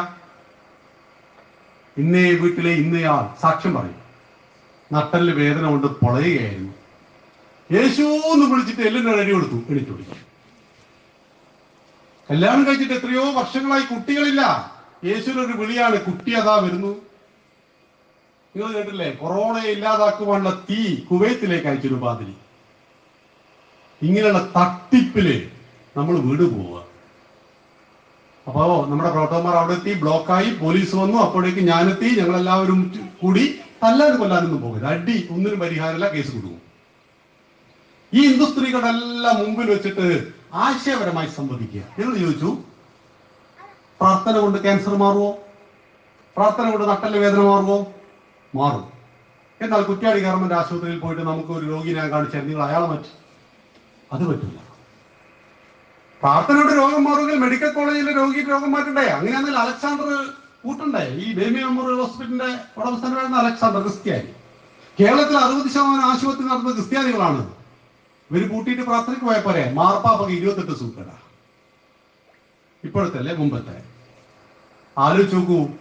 ഇവ മുസ്ലിം വീട്ടിൽ കയറി ഒരൊറ്റ മുസ്ലിം സ്ത്രീയും ഈ 150 സ്ത്രീകളുടെ കൂട്ടത്തിൽ എല്ലാ ഹിന്ദു സ്ത്രീകൾ. എന്റെ കാരണം മുസ്ലിം വീട്ടിലെങ്ങാൻ മതം പറഞ്ഞ് കയറി കഴിഞ്ഞാൽ കാല് വെട്ടിയാടിടുന്നുള്ള അവനറിയാം. അതുകൊണ്ട് അവന് ജീവനിൽ കുതിരും അവിടെ കയറില്ല. ഇപ്പൊ തിരുവനന്തപുരം RCC പോയാലേ ആശ്വാസ് ഭവൻ എന്ന് പറയുന്ന ഒരു സ്ഥലമുണ്ട്. 100 രൂപയ്ക്ക് എല്ലാ സാധനവും നടക്കും. അതുകൊണ്ട് ഒരുപാട് ഹിന്ദുക്കള് അവിടെ റൂം എടുക്കും. നമ്മുടെ കൂട്ടത്തിൽ ഒരു RSSകാരൻ റൂം എടുത്തു. രസകരമായൊരു കഥയാണ്. അതാ വരുന്നു ഇതൊക്കെ എടുത്തിട്ട് കന്യാസ്ത്രീകളൊക്കെ പ്രാർത്ഥിക്കാൻ വേണ്ടി പെന്തക്കോസ്റ്റുകൾ ഓരോ മുറിയിലും കയറി പ്രാർത്ഥിച്ചു. അപ്പൊ ഇദ്ദേഹത്തിന്റെ മുറിയിലെത്തിയിട്ട് പറഞ്ഞു, എന്താ കുട്ടിക്ക് അസുഖം? ഒരു ഓപ്പറേഷൻ കഴിഞ്ഞിട്ട് വിശ്രമിക്കുകയാണ്. ഓ, യേശു നോയിക്കൊള്ളു. യേശു ഓപ്പറേഷൻ കഴിഞ്ഞ ആളുകളൊക്കെ യേശുവാണ് ഇപ്പൊ നോക്കുന്നത്. അതുകൊണ്ട് പ്രാർത്ഥിച്ചോട്ടെ. ഓ, സൗജന്യമായിട്ട് കിട്ടുന്നല്ലേ, പ്രാർത്ഥിച്ചോ. ആ ബഹളാണ്. പ്രാർത്ഥന എന്നൊക്കെ പറഞ്ഞാൽ നമുക്കൊരു മനസ്സിലൊരു സങ്കല്പമുണ്ടല്ലോ, ബഹളം. അപ്പൊ ഇയാൾ ഈ പ്രാർത്ഥന കഴിഞ്ഞതിന് ശേഷം നമുക്ക് അടുത്ത മുറിയിലും കയറിയിട്ടൊന്ന് പ്രാർത്ഥിക്കണം. ഇതിലും വലിയൊരു കുട്ടി അവിടെ കിടക്കുന്നുണ്ട്, അസുഖമായിട്ട് നന്ദി. അടുത്ത മുറിയിലേക്ക് കാലെടുത്ത് വെച്ചതും തീയിൽ ചവിട്ടി തോന്നി ഇയാൾ പറയിലേക്ക് ഇയാടി പറന്നിട്ട പെണ്ണുങ്ങളുണ്ട് അവിടെ ഇങ്ങനെ ഇരിക്കുന്നു. അപ്പൊ അത് ചെന്ന് പ്രാർത്ഥിക്കുന്നു. അല്ല, അവിടെ പ്രാർത്ഥിക്കരുത്. അത് ആ കുട്ടിയുടെ സുഖമായിട്ട് മാറണം പ്രാർത്ഥിക്കടാന്ന് തോന്നുന്നു. പ്രശ്നമായി. അപ്പൊ ഹിന്ദുവിന്റെ പ്രാർത്ഥന, ഹിന്ദുവിന്റെ കുട്ടിയുടെ രോഗം പ്രാർത്ഥനയിലൂടെ മാറ്റും. അപ്പൊ മുസ്ലിം കുട്ടിയുടെ രോഗം പ്രാർത്ഥനയിലൂടെ മാറ്റണ്ടേ? അതല്ലേ മതേതരത്വത്തിന്റെ ഒരു ഇത്. പക്ഷെ നടക്കില്ല. ആ പ്രശ്നമായി, ബഹളായി. പ്രാർത്ഥനയെ തൽക്കാലം നിർപ്പിച്ചിട്ടാണ് ആ സ്വയം സേവനം അവിടെ നിന്ന് പോകുന്നത്. പിന്നെ തുടങ്ങിയൊന്നും അറിയില്ല. ഇത് അങ്ങനെയൊന്നും പോകില്ല. നിങ്ങളുടെ മേപ്പയ്യൂരുണ്ട് കേട്ടോ, തടവ് ചികിത്സയുണ്ട്, ശ്രദ്ധിക്കണം. പേരാമ്പ്ര ചെമ്പ്രയിലുണ്ട്. ഞങ്ങൾ പോയിട്ട് ഒരു പ്രശ്നമൊക്കെ ആക്കിയിട്ട് ഒരു പരിവർത്തന ക്രിസ്ത്യാനി വേണുണ്ടായിരുന്നു. അങ്ങനെ രാഷ്ട്രത്തെ എതിർക്കുന്ന ഒരുപാട് ശക്തികൾ ഒന്നിച്ച് പ്രവർത്തിക്കുന്ന കേന്ദ്രം. കമ്മ്യൂണിസ്റ്റുകാരന്റെ ഹിന്ദു വിരുദ്ധ പ്രവർത്തനത്തിന് ഒരു രക്ഷയുമില്ല. പക്ഷെ ശബരിമലയോട് കഴിച്ചിട്ട് പൊട്ടിപ്പോയി, സൗകര്യം കിട്ടിയിട്ടില്ല. അയ്യപ്പന് ശക്തിയുണ്ടോ എന്ന് പരീക്ഷിച്ചതാ. പക്ഷെ അയ്യപ്പന് ശക്തിയുണ്ടെന്ന് ഇപ്പൊ കോടിയേരിക്കും മനസ്സിലായി, പിണറായിക്കും മനസ്സിലായി, സകലർക്കും മനസ്സിലായി. അതുകൊണ്ട് ഈ വിധിയെ സുപ്രീം കോടതി സ്റ്റേ ചെയ്തിട്ടില്ല. 5 അംഗ ബെഞ്ചിന്റെ വിധിയെ 7 അംഗ ബെഞ്ച് പരിശോധിക്കാമെന്നേ പറഞ്ഞിട്ടുള്ളൂ. രഹാന ഫാത്തിമ ഇവിടെ ഉണ്ട്. കാറ്റാൻ കമ്മ്യൂണിസ്റ്റുകാർ ഇപ്പൊ ധൈര്യമില്ലാത്ത എന്തുകൊണ്ടാണ്? കഴിഞ്ഞ 2019 തെരഞ്ഞെടുപ്പിൽ നമ്മൾ കാണിച്ചു കൊടുത്തു ഹിന്ദുവിന്റെ ശക്തി എന്ത് എന്ന്. കോൺഗ്രസ് ജയിച്ചു പോയി, പക്ഷെ കമ്മ്യൂണിസ്റ്റുകാരൻ തോക്കണം. പലരും BJP-യുടെ ആളുകളൊക്കെ പറഞ്ഞു, അല്ലെങ്കിൽ ഹിന്ദുക്കളായ ആളുകൾ പറഞ്ഞു BJP ജയിക്കണമെന്നാണ് ആഗ്രഹം. പക്ഷെ BJP-ക്ക് വോട്ട് ചെയ്തിട്ട് അബദ്ധവശാലെങ്ങാൻ കമ്മ്യൂണിസ്റ്റുകാരൻ ജയിച്ചു പോയാലോ? ഈ ശബരിമലയോട് കാണിച്ച ഈ ക്രൂരതയ്ക്ക് ഒരു പരിഹാരം വേണ്ടേ? കാര്യം അവർക്ക് പിടികിട്ടിയിട്ടുണ്ട്. അതുകൊണ്ട് BJP-യുടെ ദേശീയ രാഷ്ട്രീയത്തിനൊപ്പം കേരളവും സഞ്ചരിക്കുന്നു. 35 വർഷക്കാലം കമ്മ്യൂണിസ്റ്റുകാരൻ ഗ്യാപ്പില്ലാതെ ഭരിച്ച പശ്ചിമ ബംഗാളിൽ ഇപ്പൊ അമിത്ഷാജി പറഞ്ഞിരിക്കുന്നത് 200 സീറ്റ് ഇട്ടു. മുപ്പർ പറഞ്ഞാൽ റെഡിയാ. കാരണം കഴിഞ്ഞ ലോക്സഭാ തെരഞ്ഞെടുപ്പിൽ 18 സീറ്റ് നമുക്ക് അവിടെ 123 നിയമസഭാ സീറ്റിൽ BJP ഒന്നാം കക്ഷിയാ. 70ഓളം നിയമസഭാ സീറ്റിൽ BJP രണ്ടാം കക്ഷിയാ. അപ്പൊ അതുകൊണ്ടാണ് 200 സീറ്റ് റൗണ്ടായിട്ട് മതി. അത് മതി. 25 വർഷക്കാലം ഇടതടവില്ലാതെ ഭരിച്ച ത്രിപുര നമ്മൾ തീരുമാനിച്ചെങ്കിൽ പിടിക്കണമെന്ന്. പിടിച്ചു എന്ന് മാത്രമല്ല, 1.5 പിടിയായിപ്പോയി. അപ്പൊ നമ്മളാണ് ഭരിക്കുന്നത്. ആ പ്രവർത്തനം നമ്മൾ ഇവിടെ കാഴ്ചവെക്കണം. ഈ വാർഡ് നമുക്കൊപ്പം നിന്നതാണ് 5 വർഷം മുമ്പ്. നമ്മുടെ പ്രിയപ്പെട്ട ബിജുവേട്ടൻ, ഈ നാടിന്റെ കണ്ണിലുണ്ണി, ആവശ്യമായ പ്രവർത്തനങ്ങൾ എന്തൊക്കെ ഒരു വാർഡ് മെമ്പറുടെ തലത്തിൽ നിന്നുകൊണ്ട് ചെയ്യാൻ പറ്റുമോ അതൊക്കെ ചെയ്തു. നിങ്ങൾ ടീമായിട്ട് വർക്ക് ചെയ്തു. പറഞ്ഞത് ഓരോന്നും നിങ്ങൾ പ്രായോഗികമാക്കി. ഇത് സമൂഹത്തിന് അറിയാം, എങ്കിലും സമൂഹത്തോടൊന്ന് പറയും. ഉത്തർപ്രദേശിലെ തെരഞ്ഞെടുപ്പ് വർക്കിനെ മാതൃകയാക്കുക. 2014 മോദിജി അമിത്ഷായെ വിളിച്ചിട്ട് പറഞ്ഞു, ഉത്തർപ്രദേശിലെ 80 സീറ്റാ, ഒരു 50 പിടിക്കണം. 5-0 എന്നാൽ ഇന്ത്യ ഭരിക്കാം. പണ്ട് ശ്രീരാമനെ ലക്ഷ്മണനും ബോധം കെട്ടപ്പോ ഹനുമാനെ പറഞ്ഞിട്ട് ഒരു മല നിന്ന് ഒരു ചെറിയ മരുന്നെടുക്കാൻ വേണ്ടിയിട്ട് ഹനുമാൻ നോക്കിയിട്ട് മനസ്സിലാവുന്നില്ല ഈ മരുന്നേതാണെന്ന്. മുമ്പ് മല പൊരിച്ചിങ്ങ് പോകുന്നു. ഇതുപോലെ ഉത്തർപ്രദേശിൽ 50 സീറ്റ് എടുക്കാൻ പറഞ്ഞിട്ട് 73 സീറ്റുമായിട്ടാണ് ആര് വന്നു കൊടുത്തത്? അമിത്ഷാ വന്നു കൊടുത്തത്. അതോടുകൂടി അമിത്ഷയും ഇന്ത്യൻ രാഷ്ട്രീയത്തിലെ വലിയ നക്ഷത്രമായി തീർന്നു. അവിടെ നമ്മൾ നടത്തിയ വർക്ക് ഓരോ വീട്ടിലും 5-10 പ്രാവശ്യം സമ്പർക്കം. അമ്മമാർക്ക് ഈ ഒരു കൊറോണ സമയത്ത് അടുക്കളയിലേക്ക് പ്രവേശനം ഇല്ല, നിങ്ങൾ പോകാൻ നിൽക്കരുത്. അടുക്കള വരെ പ്രവേശനമുണ്ട്. അതുകൊണ്ട് സ്ഥാനാർത്ഥി ഉണ്ടെങ്കിലും ഇല്ലെങ്കിലും നിങ്ങൾ 3-4 ആളുകൾ ഇപ്പോഴും വീടുകളിൽ ചെല്ലണം. ഉത്തർപ്രദേശിൽ ചെയ്തത് കയ്യിൽ താമര മൈലാഞ്ചി കൊണ്ട് വരച്ചു കൊടുത്താൽ അതിനൊന്നും നിൽക്കണ്ട. മൈലാഞ്ചി നമ്മുടെ കയ്യിലില്ല, അതൊന്നും നിൽക്കണ്ട. പക്ഷേ കാര്യങ്ങൾ പറയുക, അമ്മമാരെ ബോധ്യപ്പെടുത്തുക. നിരന്തരമായിട്ട് ഇവർ വന്നുകൊണ്ടിരിക്കുന്നു, എന്തൊക്കെയോ ഇവിടെ സംഭവിക്കുന്നു എന്ന് തോന്നണം. മുസ്ലിം സ്ത്രീകളോട് പറയണം, ഓരോ വോട്ടിനും വിലയുണ്ട്. കഴിഞ്ഞ ദിവസം വളയത്ത് 14-ാം വാർഡിൽ അവിടെ കൺവെൻഷൻ ഉദ്ഘാടനം ചെയ്യാൻ ഞാൻ പോയിരുന്നു. കഴിഞ്ഞ 5 വർഷം മുമ്പ് തെരഞ്ഞെടുപ്പിൽ നമ്മൾ തോറ്റ മണ്ഡല, തോറ്റൊരു വാർഡാ. എത്ര വോട്ടാ തോറ്റെന്ന് പറയും നിങ്ങൾ? 1 വോട്ടിന്. CPM-ന് 272, BJP-ക്ക് 282, കോൺഗ്രസിന് 283. ഒറ്റ വോട്ടിന്. 1 സെക്കൻഡിന് വിലയുണ്ടോ? ഉണ്ട്. എപ്പോഴാണ് വിലയുണ്ടാവുന്നത്? നമ്മൾ നടന്നുകൊണ്ടിരിക്കെ ഒരു സ്റ്റെപ്പ് മുന്നോട്ട് വെച്ചു, പെട്ടെന്നൊരു തേങ്ങ വീണു. അത് തലയിൽ വീണില്ലെങ്കിൽ 1 സെക്കൻഡ് വിലയുണ്ട്. തലയിൽ വീണാൽ 1 സെക്കൻഡ് മെനക്കേടുണ്ട് നാട്ടുകാർക്ക്. പ്ലാറ്റ്ഫോമിലേക്ക് കാലെടുത്ത് വെക്കുമ്പോൾ ട്രെയിൻ പോയിക്കൊണ്ടേയിരിക്കുന്നു. നമ്മൾ പോകേണ്ട ട്രെയിൻ 1 മിനിറ്റിന് വിലയുണ്ട്.